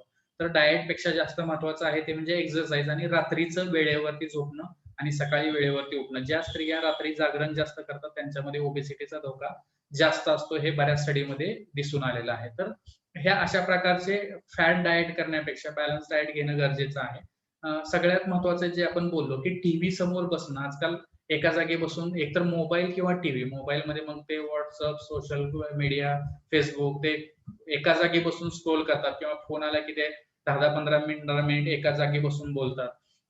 टीव्ही समोर 1-1, 2-2 तास एका पाठोपाठ एक सीरियल. एकदा सकाळी 8, संध्याकाळी 8 वाजता जेवण झालं, की 10-11 वाजेपर्यंत बऱ्याच वेळी ते एका जागी बसून ते टीव्ही पाहिली जाते. तर हे थोडंसं टाळायला हवं. त्याच्याऐवजी आपल्याला जे ॲक्टिव्ह लाईफस्टाईलबद्दल आपण जे बोललो, की जास्तीत जास्त हालचाल कशी करता येईल ते बघणं गरजेचं आहे. वय जसं-जसं वाढतं तसं डोळ्यांवरतीही त्याचा परिणाम व्हायला लागतो. ग्लॉकोमा नावाचा जो आजार असतो म्हणजे डोळ्यामधलं जे इंट्राऑक्युलर प्रेशर ज्याला म्हणतात किंवा आतलं जे प्रेशर असतं ते वाढत जातं. त्याचा परिणाम डोळ्यावरती व्हायला लागतो किंवा कॅटरॅक्ट म्हणजे मोतीबिंदू आपण ज्याला म्हणतो, तर ती जी लेन्स आहे त्याच्यामध्ये हा बदल व्हायला लागतो, किंवा डोळे शुष्क व्हायला लागतात किंवा ड्राय व्हायला लागतात. आणि बऱ्याच वेळी वयोमानानुसार प्रेस बायोपिया म्हणजे जवळचं पाहायला आपल्याला अडचण निर्माण होऊ शकते. तर अशा प्रकारची जर काही त्रास आपल्याला होत असेल तर ते आपण लगेचच डोळ्यांच्या डॉक्टरांना दाखवून आपली तपासणी करून घेणं, गरजेप्रमाणे काळजी घेणं हे खूप महत्वाचं आहे. नियमित तपासणी, ह्या वयामध्ये नियमितपणे तपासणी डोळ्यांची करायला हवी. डोळ्यांची काळजी घ्यायला हवी. जास्त उन्हामध्ये जात आपण असू तर डोळ्यावरती गॉगलचा वापर करणं, किंवा धूळ जर आपल्या डोळ्यामध्ये जास्त असेल तर गॉगलचा व्यवस्थित वापर करणं. प्रवास करताना डोळ्याला वारं लागू नये याच्यासाठी गॉगलचा किंवा चष्म्याचा वापर करणं. हे अशा पद्धतीने बसणं ज्याच्यामुळे आपल्या डोळ्याला वारं लागणार नाही. तर ह्या अशा प्रकारची काळजी डोळ्यांची व्यवस्थितपणे घेणं, दररोज डोळे साफ करणं, व्यवस्थित स्वच्छ करणं, अशा प्रकारची काळजी आपण घ्यायला हवी. जर गरज असेल प्रेस बायोपिया आपण जे बघितलं की नॅचरली ते जे डोळे आहेत त्याच्यामध्ये बदल होतात आणि जवळचं पाहायला आपल्याला अडचण होते. तर अशा वेळी जर आपण चष्मा नाही वापरला तर डोकेदुखीचे वगैरे सुद्धा त्रास आपल्याला होऊ शकतो. तर ते होऊ नये याच्यासाठी तर चष्मा वापरणं गरजेचं आहे. आणि जर कॅटरॅक्ट, ग्लॉकोमा असं जर काही होत असेल तर त्याच्यामध्ये आपल्याला त्याचा उपचार करून घेणं गरजेचं आहे. संस्थेचे आभार मानतो की त्यांनी मला हे माझं प्रेझेंटेशन जे आहे किंवा मला जे हे व्याख्यान देण्यासाठी त्यांनी आमंत्रित केलं आणि जास्तीत जास्त लोकांपर्यंत मी पोहोचू शकले. तर जर आपल्याला काही प्रश्न असतील तर ते डेफिनेटली तुम्ही इथे विचारू शकता, किंवा तुम्ही मोबाईलवरती मेसेज टाकू शकता, किंवा आपलं फेसबुक पेज आहे त्याच्यावरतीही व्हिजिट करू शकता, किंवा ईमेल वरतीही तुम्ही कॉन्टॅक्ट करू शकता. Over to you madam. कोणाला काही प्रश्न विचारायचे असेल तर विचारू शकता. आणि ह्याचं तुम्ही बोललात की युरिनसाठी मोस्टली 40 एज नंतर मॅक्झिमम युरिनचा त्रास होतो. तर आपण जास्त पाणी प्यायला पाहिजे. पण जास्त पाणी पिऊन सुद्धा जर होत असेल तर? मग ते मी जे म्हटलं की तुम्हाला की फक्त पाणी न पिणं हा त्याच्यात नाही. जर इस्ट्रोजन लेवल जर कमी झाली, पीएच जर तिथलं मेंटेन नाही राहिलं, इस्ट्रोजन लेवल कमी झाल्यामुळे व्हाजायनल वॉल्स थिन झाल्या, तर ते परत मग त्या दृष्टीनुसार की नेमकं काय आहे. आणि जर तसं असेल तर अँटीबायोटिक्सचा वापर करून ते इन्फेक्शन क्लिअर करणं हे राहू शकतं. जसं आपण म्हटलं की सेक्सच्या दरम्यान किंवा टॉयलेट म्हणजे संडासला जाणं किंवा सेक्स करणं, ह्या 2 वेळी हे इन्फेक्शन व्हायची शक्यता जास्त असते. म्हणजे ज्यावेळी सेक्स करतो त्यावेळी ते लघवीची आणि सेक्सची जागा ही एकच असल्यामुळे, म्हणजे तिथे जवळच असल्यामुळे त्यावेळी हे जे आहेत मायक्रो ऑर्गॅनिझम्स जे आहेत ते तिथे मूव्ह होण्याची शक्यता किंवा तिथलं इन्फेक्शन होण्याची शक्यता जास्त राहते. दुसरं, ज्यावेळी संडासला जाते स्त्री जाते त्यावेळी वॉशिंगची जी पद्धत आहे ती बऱ्याच वेळी चुकीची पद्धत असू शकते, आणि त्याच्यामुळे मागून पुढच्या बाजूनं जर वॉश केलं गेलं तर ते मायक्रो ऑर्गॅनिझम्स जे आहेत ते पुढे येऊन आणि ते परत युरिनरी ट्रॅक्ट मध्ये जाण्याची शक्यता जास्त वाढते. सो हे वॉशिंगची पद्धत बदलणं गरजेचं आहे. सेक्स करण्यापूर्वी आणि सेक्स झाल्यावरती टॉयलेटला जाऊन येणं, व्यवस्थित स्वच्छता ठेवणं हे खूप गरजेचं आहे. ते एक गोष्ट झालं. गरज असेल तर इस्ट्रोजन क्रीमचा वापर करू शकतो, आणि त्यापुढेही होत नसेल तर आजकाल सिटाल सिरप वगैरे जे आहे, सिटाल सिरप किंवा सिटाल औषध आहे जे दररोज 2 चमचे सकाळी आणि संध्याकाळी ते पाण्यामध्ये टाकून घेतलं जाऊ शकतं. किंवा इव्हन तुम्ही सिट्रस फ्रूट जे आपण बोललो की लिंबू आहे, ऑरेंजेस आहे, ह्या गोष्टीचा तुम्ही जर जास्तीत जास्त वापर केला तर तुमचं तिथलं पीएच मेंटेन व्हायलाही मदत होते आणि ते मायक्रो ऑर्गॅनिझम्स फ्लश आउट व्हायलाही मदत होतं. आणि जर होतच नसेल तर बेटर टू कन्सल्ट, म्हणजे जवळचे जे डॉक्टर असतील त्यांना दाखवून त्याच्याप्रमाणे काय अजून दुसरं कारण आहे का, किंवा अँटीबायोटिक घेणं हे सुद्धा त्यावेळी सफिशियंट असू शकतं. प्रमाणामध्ये आजकाल आपल्या डाएटमध्ये आलेले आहेत, किंवा तळलेले पदार्थ जे आहेत वेगवेगळे फ्राईड आयटम्स आपल्याला रेडीमेड पॅकमध्येही आजकाल भेटतात. तर हे कमी व्हायला हवं, किंवा हे तेलाचं प्रमाण जे आहे, तळलेले पदार्थ आहे ते कमीत कमी घ्यायला हवं. तिसरं यश जे आहे ते म्हणजे सॉल्ट, म्हणजे जेवणामध्ये कमीत कमी मीठ टाकायचं, वरून शक्यतो मीठ घ्यायचं नाही. आणि जे सॉल्टी पदार्थ आहेत, काजू, सॉल्टी काजू आहेत, सॉल्टी शेंगदाणे आहेत, शेंगदाण्याची चटणी आहे, लोणचं आहे, किंवा फिश जे फ्रोझन फिश असतात ज्याच्यामध्ये फिश प्रिझर्व करण्यासाठी मिठाचा खूप मोठ्या प्रमाणामध्ये वापर केला जातो.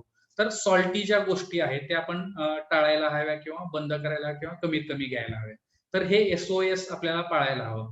सगळ्यात महत्वाचं काय आहे की काय खातो ह्याच्यासोबतच ते कधी खातो आणि कसं खातो हेही खूप महत्वाचं आहे. कधी खातो म्हणजे काय की साधारणतः पहिलं जे खाणं आहे ते उठल्यानंतर साधारणतः 2-3 तासामध्ये किंवा 4 तासामध्ये व्हायला हवं. म्हणजे आपण साधारणतः 6ला जरी म्हटलो तर एक उठलो तर साधारणतः 8 ते 9 वाजेपर्यंत तुमचा पहिला नाश्ता किंवा खाणं हे पहिलं जेवण किंवा खाणं हे व्हायला पाहिजे. कारण त्याच्या मागे बरेचसं लॉजिक आहे, की पित्ताचा त्रास, पित्त होऊ नये, पित्त तयार झालेलं असतं, त्याचा निचरा व्हायला हवा. त्याच्यासाठी ते महत्वाचं आहे, की पहिलं जेवण हे जे आहे ते साधारणतः 8 ते 9च्या दरम्यान व्हायला पाहिजे किंवा नाश्ता ज्याला आपण म्हणतो तो व्यवस्थित व्हायला हवा आणि तो व्यवस्थित हवा. म्हणजे असं काहीतरी चहा आणि बिस्किट खाल्लं हे नाश्ता नाहीये. तर व्यवस्थितपणे ते जेवण 2 चपाती आणि भाजी घेऊ शकता किंवा 3 इडली सांबार घेऊ शकता, पोहे घेऊ शकता. जे काही तुमचं असेल तर ते तुम्ही सकाळी लवकरात लवकर घेणं गरजेचं आहे. युजुअली 3 टप्प्यामध्ये लोक जेवतात. तर ते चांगलं आहे, की सकाळी तुम्ही नाश्ता केला. दुपारचं जेवण जे आहे ते साधारणतः 1 ते 2च्या दरम्यान तुम्ही करू शकता. आणि संध्याकाळचं जे जेवण आहे ते परत 7 ते 8च्या दरम्यान करू शकता. सो उठल्यानंतर 3-4 तासाने किंवा 9च्या आत पहिलं खाणं आणि शेवटचं जे आहे ते म्हणजे रात्रीचं जेवण हे कमीत कमी असावं. उपाशी पोटी झोपू नये आणि सगळ्यात महत्वाचं काय, की झोपायच्या कमीत कमी 2 तास अगोदर तुमचं रात्रीचं जेवण होणं गरजेचं आहे. हे जर आपण पाळलं आणि त्याच्यामध्ये परत जे आपण म्हटलं, की हे जे याचे जे सोर्सेस आहेत, कार्बोहायड्रेट्सचे जे सोर्स आहेत, फॅटचे जो सोर्स आहे, ते तुमच्या जेवणामध्ये तुम्ही कमी ठेवा. म्हणजे नॉन-व्हेजचं जर तुम्ही खात असाल तर त्याच्यामध्ये प्रोटीनयुक्त जे फिश आहे किंवा अंड्याचं जे एग व्हाईट आहे, ते तुम्ही खाऊ शकता. त्या ठिकाणी जर तुम्ही चिकन खात असाल किंवा त्यातल्या त्यातही मग परत हाय ऑइलवाला जर तुम्ही काही खात असाल तर मग त्याचा वाईट परिणाम होऊ शकतो किंवा भात आहे किंवा चपाती आहे, मैदा आहे, ह्या गोष्टीचा तुमच्या ह्याच्यावरती खूप परिणाम होतो. आणि एक सगळ्यात महत्वाचं जे आहे, आपण कोल्ड ड्रिंकचं एक खूप मोठं फॅड आपल्याकडे आलं म्हणजे स्टाईलमध्ये स्वॅग है वगैरे आणि हे अशा प्रकारच्या गोष्टी खूप आपल्याला हे वाटतात आणि जनरली मग आपण फास्ट फूड मागवलं की त्याच्यासोबत कोल्ड ड्रिंक ऑर्डर केली. एका कोल्ड ड्रिंक मध्ये जवळपास 100 mg की काहीतरी शुगर असते आणि ते फ्री कॅलरी असते. तर त्याच्यामुळे वजन वाढायची शक्यता खूप जास्त. ह्या जर गोष्टी आपण पाळल्या तर डेफिनेटली आपला आहार चांगला राहू शकतो किंवा तो पूरक राहू शकतो. आणि जर गरज असेल तर जसं म्हटलं की आपण कॅल्शियमचे सप्लिमेंट्स, व्हिटॅमिनचे सप्लिमेंट्स आपण गरजेप्रमाणे ते घेऊ शकतो.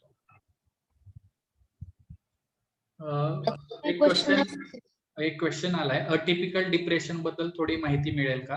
And how we can overcome atypical depression. एक बेसिकली लक्षात ठेवा की हे डिप्रेशनच आहे. डिप्रेशन मध्ये अटिपिकल केव्हा म्हणतो, टिपिकल आणि अटिपिकल मध्ये फरक हाच आहे की जे खाणं म्हणजे बायोलॉजिकल ज्या गोष्टी आहेत, बायोलॉजिकल 3 गोष्टी आहेत. त्याच्यामध्ये एक खाणं, एक झोप, दुसरं झोप आणि तिसरं जे आहे तो म्हणजे सेक्स. ह्या 3 गोष्टीवरती ते टिपिकल आहे की अटिपिकल आहे हे ठरतं. बाकी ज्या गोष्टी आहेत त्या सेम आहेत. तुम्हाला उदास वाटतं, तुम्हाला निराश वाटतं, त्या व्यक्तीला चिडचिड होते, कामामध्ये मन लागत नाही, ज्या आवडीच्या गोष्टी आहेत, हॉबीज आहेत त्याच्यामध्ये मन लागत नाही. कुणाचा तरी माईक चालू आहे, प्लीज थोडंसं माईक म्यूट करता का? तर हे जे हे जे डिप्रेशन आहे, बाकी लक्षणं ही खूप सेम आहेत. फक्त ह्या 3 बायोलॉजिकल गोष्टीवरून ठरतं की ते टिपिकल आहे की अटिपिकल आहे. जर म्हणजे आपण 3 गोष्टी म्हटलो बायोलॉजिकल गोष्टी, झोप, भूक आणि सेक्स. जर ते डिप्रेशन टिपिकल असेल, टिपिकल म्हणजे काय, एक रेग्युलर जे असतं ते किंवा एक टिपिकल डिप्रेशन किंवा एक तंतोतंत. तर युजुअली डिप्रेशन मध्ये काय व्हायला पाहिजे, आपल्याला भूक नाही लागायला पाहिजे किंवा आपल्याला भूक लागत नाही आणि ती भूक न लागल्यामुळे वजन कमी होते, खायची इच्छा होत नाही, जेवण कमी होतं आणि वजन कमी होतं. दुसरं झोप. युजुअली काय होतं डिप्रेशन मध्ये, टिपिकल डिप्रेशन मध्ये काय व्हायला पाहिजे, तर झोप कमी लागते किंवा झोप पूर्ण होत नाही, झोपायला गेल्यानंतर लवकर झोप लागत नाही, मध्ये मध्ये सारखं जाग येते, पहाटे 3-4 वाजता जाग येते आणि त्याच्यानंतर झोप लागत नाही. तर हे झालं. आणि तिसरं जे आहे सेक्स, म्हणजे सेक्स मधला इंटरेस्ट कमी होतो किंवा सेक्सची ऍक्टिव्हिटी कमी होते किंवा सेक्स कमी होतो. जेवण, भूक आणि झोप ह्या तिन्ही गोष्टी खाली येणं किंवा डिप्रेशन मध्ये काय आहे, मूड तुमचा खाली असतो. सो त्याच्या पॅरलल जर ते आलं की त्याही गोष्टी खाली आल्या किंवा कमी झाल्या तर ते टिपिकल डिप्रेशन झालं. पण जर डिप्रेशन मध्ये तुमचा मूड खाली आहे आणि ह्या ज्या गोष्टी जर वर गेल्या म्हणजे काय, तर तुमचं भूक जी आहे ती वाढली, तुम्हाला खूप चटपटीत खावंसं वाटलं किंवा हे जसं आपण शुगरची क्रेविंग बघितली, चटक मटक खावंसं वाटलं आणि जास्त प्रमाणामध्ये खाल्लं गेलं आणि त्याच्यामुळे जर वजन वाढलं तर दुसरं झोपेबद्दल, जास्तीत जास्त ती व्यक्ती झोपते, सतत झोपून राहते, दिवसा पण झोपते, रात्री पण झोपते, तर ते झालं. आणि तिसरं जे आहे म्हणजे सेक्स. त्या व्यक्ती ज्या आहेत त्या हायपर सेक्शुअल होतात, म्हणजे त्यांना सेक्सची खूप क्रेविंग होते, सतत सतत त्यांना सेक्स करावं असं. नॉर्मल मूड ज्यावेळी असतो त्यावेळी जे त्यांचं समजा आठवड्यातून 2 वेळा 3 वेळा प्रमाण असेल, तर त्यांना आता कदाचित दररोज लागू शकतं, दररोज सेक्स हवा वाटू शकतो, किंवा दिवसातून 2-2, 3-3 वेळा पण सेक्सची ती डिमांड करू शकतात. तर बेसिक 3 बायोलॉजिकल गोष्टी, झोप, भूक आणि सेक्स, ह्या रिलेटेड गोष्टी जर मूडला पॅरलल असतील किंवा मूड प्रमाणे खाली डाऊनग्रेड झाले असतील किंवा खाली आले असतील, तर त्याला टिपिकल डिप्रेशन म्हणतो. आणि जर त्या वरच्या लेवलला गेल्या असतील, त्या गोष्टी वाढल्या, तर आपण त्याला अटिपिकल डिप्रेशन असं म्हणतो. बेसिकली हे डिप्रेशनच आहे, पण हे टिपिकल आहे, अटिपिकल आहे, त्याच्यानुसार ट्रीटमेंटमध्ये फार तर थोडाफार फरक होऊ शकतो. म्हणजे कुठल्या प्रकारच्या गोळ्या वापरायच्या, म्हणजे बेसिक डिप्रेशनची ट्रीटमेंट याच्यामध्ये लागते.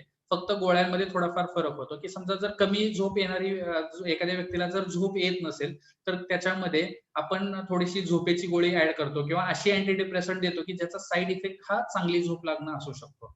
आणि जर त्या व्यक्तीला जास्त झोप लागत असेल, तर त्या व्यक्तीला आपण अशा प्रकारची औषधं देतो की ती दिवसभर वेकफुल राहील किंवा अलर्ट राहील.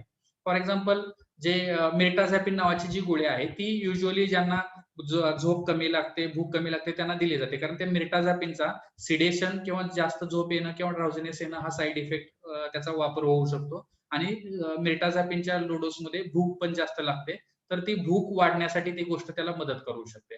त्याविरुद्ध व्हेनलाफॅक्सिन नावाचं जे औषध आहे, तर त्याच्यामध्ये काय होतं की ही व्यक्तीला अलर्ट ठेवण्यासाठी मदतीचं होऊ शकतं. किंवा अशामध्ये थोडंसं ज्या मोडालर्ट नावाच्या ज्या अशा प्रकारच्या ज्या गोळ्या आहेत, ज्या व्यक्तीला जागं ठेवण्यासाठी मदत करतील, अशा प्रकारच्या गोळ्या आपण त्याच्यामध्ये ऍडिशनल वापरू शकतो. बेसिक इट्स डिप्रेशन, आणि डिप्रेशनची ट्रीटमेंट त्याच्यामध्ये लागते. फक्त गोळ्यांचा चॉईस त्याच्यामध्ये बदलू शकतो. सर, मेडिटेशन आणि योगा यांचा कितपत फायदा होईल टिपिकल आणि अटिपिकल डिप्रेशन मध्ये? सी, मेडिटेशन असो, योगा असो, किंवा कुठल्याही प्रकारचा एक्सरसाइज, टू बी फ्रँक मी मेडिटेशन खूप कमी करतो किंवा योगा तर मी करतच नाही. मला एक्सरसाइज करायला आवडतं, मला वॉकिंग आवडतं, मला रनिंग आवडतं, जॉगिंग आवडतं, किंवा जिम मध्ये जायला आवडतं. तर प्रत्येकानेच मेडिटेशन करायला, मेडिटेशन डेफिनेटली युजफुल आहे, पण ते डिप्रेशन मध्येच त्यावेळीच कामी येणार नाही. तर आपल्याला ते प्रिव्हेंटिव्ह म्हणून वापरणं महत्वाचं आहे. म्हणजे ते तहान लागल्यावर विहीर खोदण्याची गोष्ट नाही आहे. मेडिटेशन करणं असेल किंवा योगा असेल किंवा कुठल्याही प्रकारचा एक्सरसाइज असेल, हे आपल्याला प्रिव्हेंटिव्ह म्हणून आधीपासूनच करणं गरजेचं आहे, ज्याचा आपल्याला शरीराला आणि मनाला दोन्ही गोष्टीमध्ये फरक होतो. काय होतं की ज्या मला डिप्रेशन आले, टोकाचं डिप्रेशन आलंय, आत्महत्येचा विचार येतो, मी कॉन्सन्ट्रेटच करू शकत नाही, तर मेडिटेशन मी काय करणार आहे? So it's not therapeutical. Meditation आणि योगा हे थेरॅप्युटिक म्हणून वापरणं हे खूप म्हणजे फायद्याचं नाहीये, किंवा ते मॉडरेट मध्ये नाही, माइल्ड डिप्रेशन मध्ये कदाचित त्याचा फायदा होऊ शकतो. मॉडरेट आणि सिव्हिअर मध्ये काउन्सिलिंग असो किंवा हे योगा, हे जे आहे, ह्या गोष्टी तेवढ्या फायद्याच्या नाहीत. सगळ्यात पहिलं आहे ट्रीटमेंट, मेडिकल ट्रीटमेंट, आणि त्यांना व्यवस्थित करणं. आणि मग एकदा ते झाल्यावर आपण त्याला हे क्लब करू शकतो किंवा त्याला हे पॅरलल ह्या गोष्टी सगळ्या परत चालू करू शकतो. टोकाच्या डिप्रेशन मध्ये तुमच्या मेडिकेशन हे मेन अन्न आहे, आणि ह्या गोष्टी ह्या ज्या आहेत ते लोणचं आणि पापड आहे. त्याच्यामुळे त्याचा वापर त्यावेळी त्या पद्धतीनेच व्हायला पाहिजे. आणि जसं मी म्हटलं की प्रिव्हेंटिव्ह म्हणून याचा वापर करणं खूप गरजेचं आहे. आधीपासूनच तुम्ही ते करणं गरजेचं आहे. ऐनवेळी ते करणं, म्हणजे डिप्रेशन मध्ये असताना हे करणं उपयोगाचं नाही किंवा त्याचा फायदा होत नाही. त्याच्या अगोदर तुम्ही ह्या डेफिनेटली प्रिव्हेंटिव्ह म्हणून ह्या गोष्टी, प्रिव्हेंटिव्ह म्हणण्यापेक्षा एक स्वतःसाठीही ते चांगलं फील गुड साठी किंवा शरीर आणि मन चांगलं ठेवण्यासाठी आपण त्याचा वापर डेफिनेटली करू शकतो. आणि जसं मी म्हटलं की नॉट नेसेसरी फक्त मेडिटेशन किंवा योगा, तुम्हाला जे कुठलं होतं काय, बेसिकली ज्यावेळी तुम्ही योगा करता, तर त्यावेळी किंवा कुठल्याही प्रकारचा एक्सरसाइज करता, त्यावेळी तुमच्या मेंदूमध्ये एन्डॉर्फिन नावाचं केमिकल तयार होतं, जे हॅपी हार्मोन आपण ज्याला म्हणतो, किंवा जे सिरोटोनिन सारखं काम करतं, जे डिप्रेशन मध्ये कमी होतं. त्याच्यामुळे हे बेसिकली त्या बेसिसवरती काम करतं की जर तुम्ही ती गोष्ट करून तुम्हाला आनंद होत असेल, तुम्हाला चांगलं वाटत असेल, फील गुड वाटत असेल, तरच ते करा. जर मला योगा करून त्रासदायक वाटतंय, तर मी योगा करण्यापेक्षा मला जे आवडतंय रनिंग, जॉगिंग करणं, ते चांगलं आहे. कारण ते केलं तर मला चांगलं वाटेल, फ्रेश वाटेल, माझ्या मेंदूमध्ये एन्डॉर्फिन तयार होईल. जर मी ते अनिच्छेनुसार केलं, इच्छा नसताना केलं, किंवा ते कंटिन्यू करत राहिलो इच्छा नसताना, तर त्याचा एन्डॉर्फिन सिक्रेट होण्याच्या ऐवजी कदाचित कॉर्टिसॉल, जे स्ट्रेस हार्मोन आहेत, ते तयार होतील आणि त्याचा ऍडव्हान्टेज होण्यापेक्षा डिसएडव्हान्टेज होऊ शकतो. Yes, definitely you can try. म्हणजे तुम्ही थोडंसं 1 महिना, 2 महिने, 3 महिने ट्राय करून बघू शकता. तुम्हाला जर आवडलं तर तुम्ही कंटिन्यू करू शकता. पण 3-4 महिने झालेत आणि तरी तुम्हाला आवडतच नाही, उगीच बळच कुणीतरी सांगितलं की योगा चांगला आहे म्हणून जर तुम्ही करत असाल तर त्याचा डेफिनेटली ऍडव्हान्टेज पेक्षा डिसएडव्हान्टेज होऊ शकतो. त्याच्यापेक्षा तुम्हाला काय आवडतंय ते ठरवा. तुम्हाला कुठल्या प्रकारचा एक्सरसाइज करायला आवडतो तो ठरवा आणि ते तुम्ही करायला घ्या. दुसरी गोष्ट जी आहे ती म्हणजे मेडिटेशन म्हणजे एवढी सोपी पद्धत नाही. ते आपल्याला शिकायला हवं. बेसिक जे आहे ते डीप ब्रीथिंग आहे, पण त्याच्यामध्ये खूप वेगवेगळे प्रकार आहेत. ते 5 मिनिटापासून ते 15. लोकांना काय वाटतं की मी आज मेडिटेशनला बसलोय म्हणजे 2-3 दिवसामध्ये मी मेडिटेशन एकदम परफेक्ट करायला हवं. असं नाही होत. त्याला 1-1, 2-2, 3-3 वर्ष त्या परफेक्शनमध्ये 10 मिनिटं, 5 मिनिटं कॉन्सन्ट्रेट करायला लागतात आणि त्याच्या वेगवेगळ्या प्रकारच्या टेक्निक आहेत. तर ते शिकून बेसिकली घ्यायला हवं. सगळ्यात महत्त्वाचं तुम्हाला काय आवडतंय ते ठरवा आणि ते करा. दुसरी गोष्ट जी आहे ती म्हणजे प्रिव्हेंटिव्ह म्हणून करा. गरज पडल्यावर करू नका. प्रिव्हेंटिव्ह म्हणून पहिल्यापासूनच ती करायला हवी. मनोविकार, व्यसनमुक्ती, लैंगिक समस्या यावर तज्ज्ञ डॉक्टरांकडून खात्रीशीर उपचार. Mind care hospital for mental and sexual health. Ratnagiri, Chiplun, Khed, Lanja, Rajapur आणि नवी मुंबई इथे सेवा उपलब्ध. संपर्क 830 878 4422. Please hit like button if you liked this video. For more videos, subscribe to our channel and hit on bell icon for notifications of our upcoming videos. For online consultation and more information, call 9503 421 124 to read articles by Dr. Atul Dage. Visit www.mindcareonline.blogspot.com. For more information about Mind Care Hospital for Mental and Sexual Health, visit www.mindcareonline.com.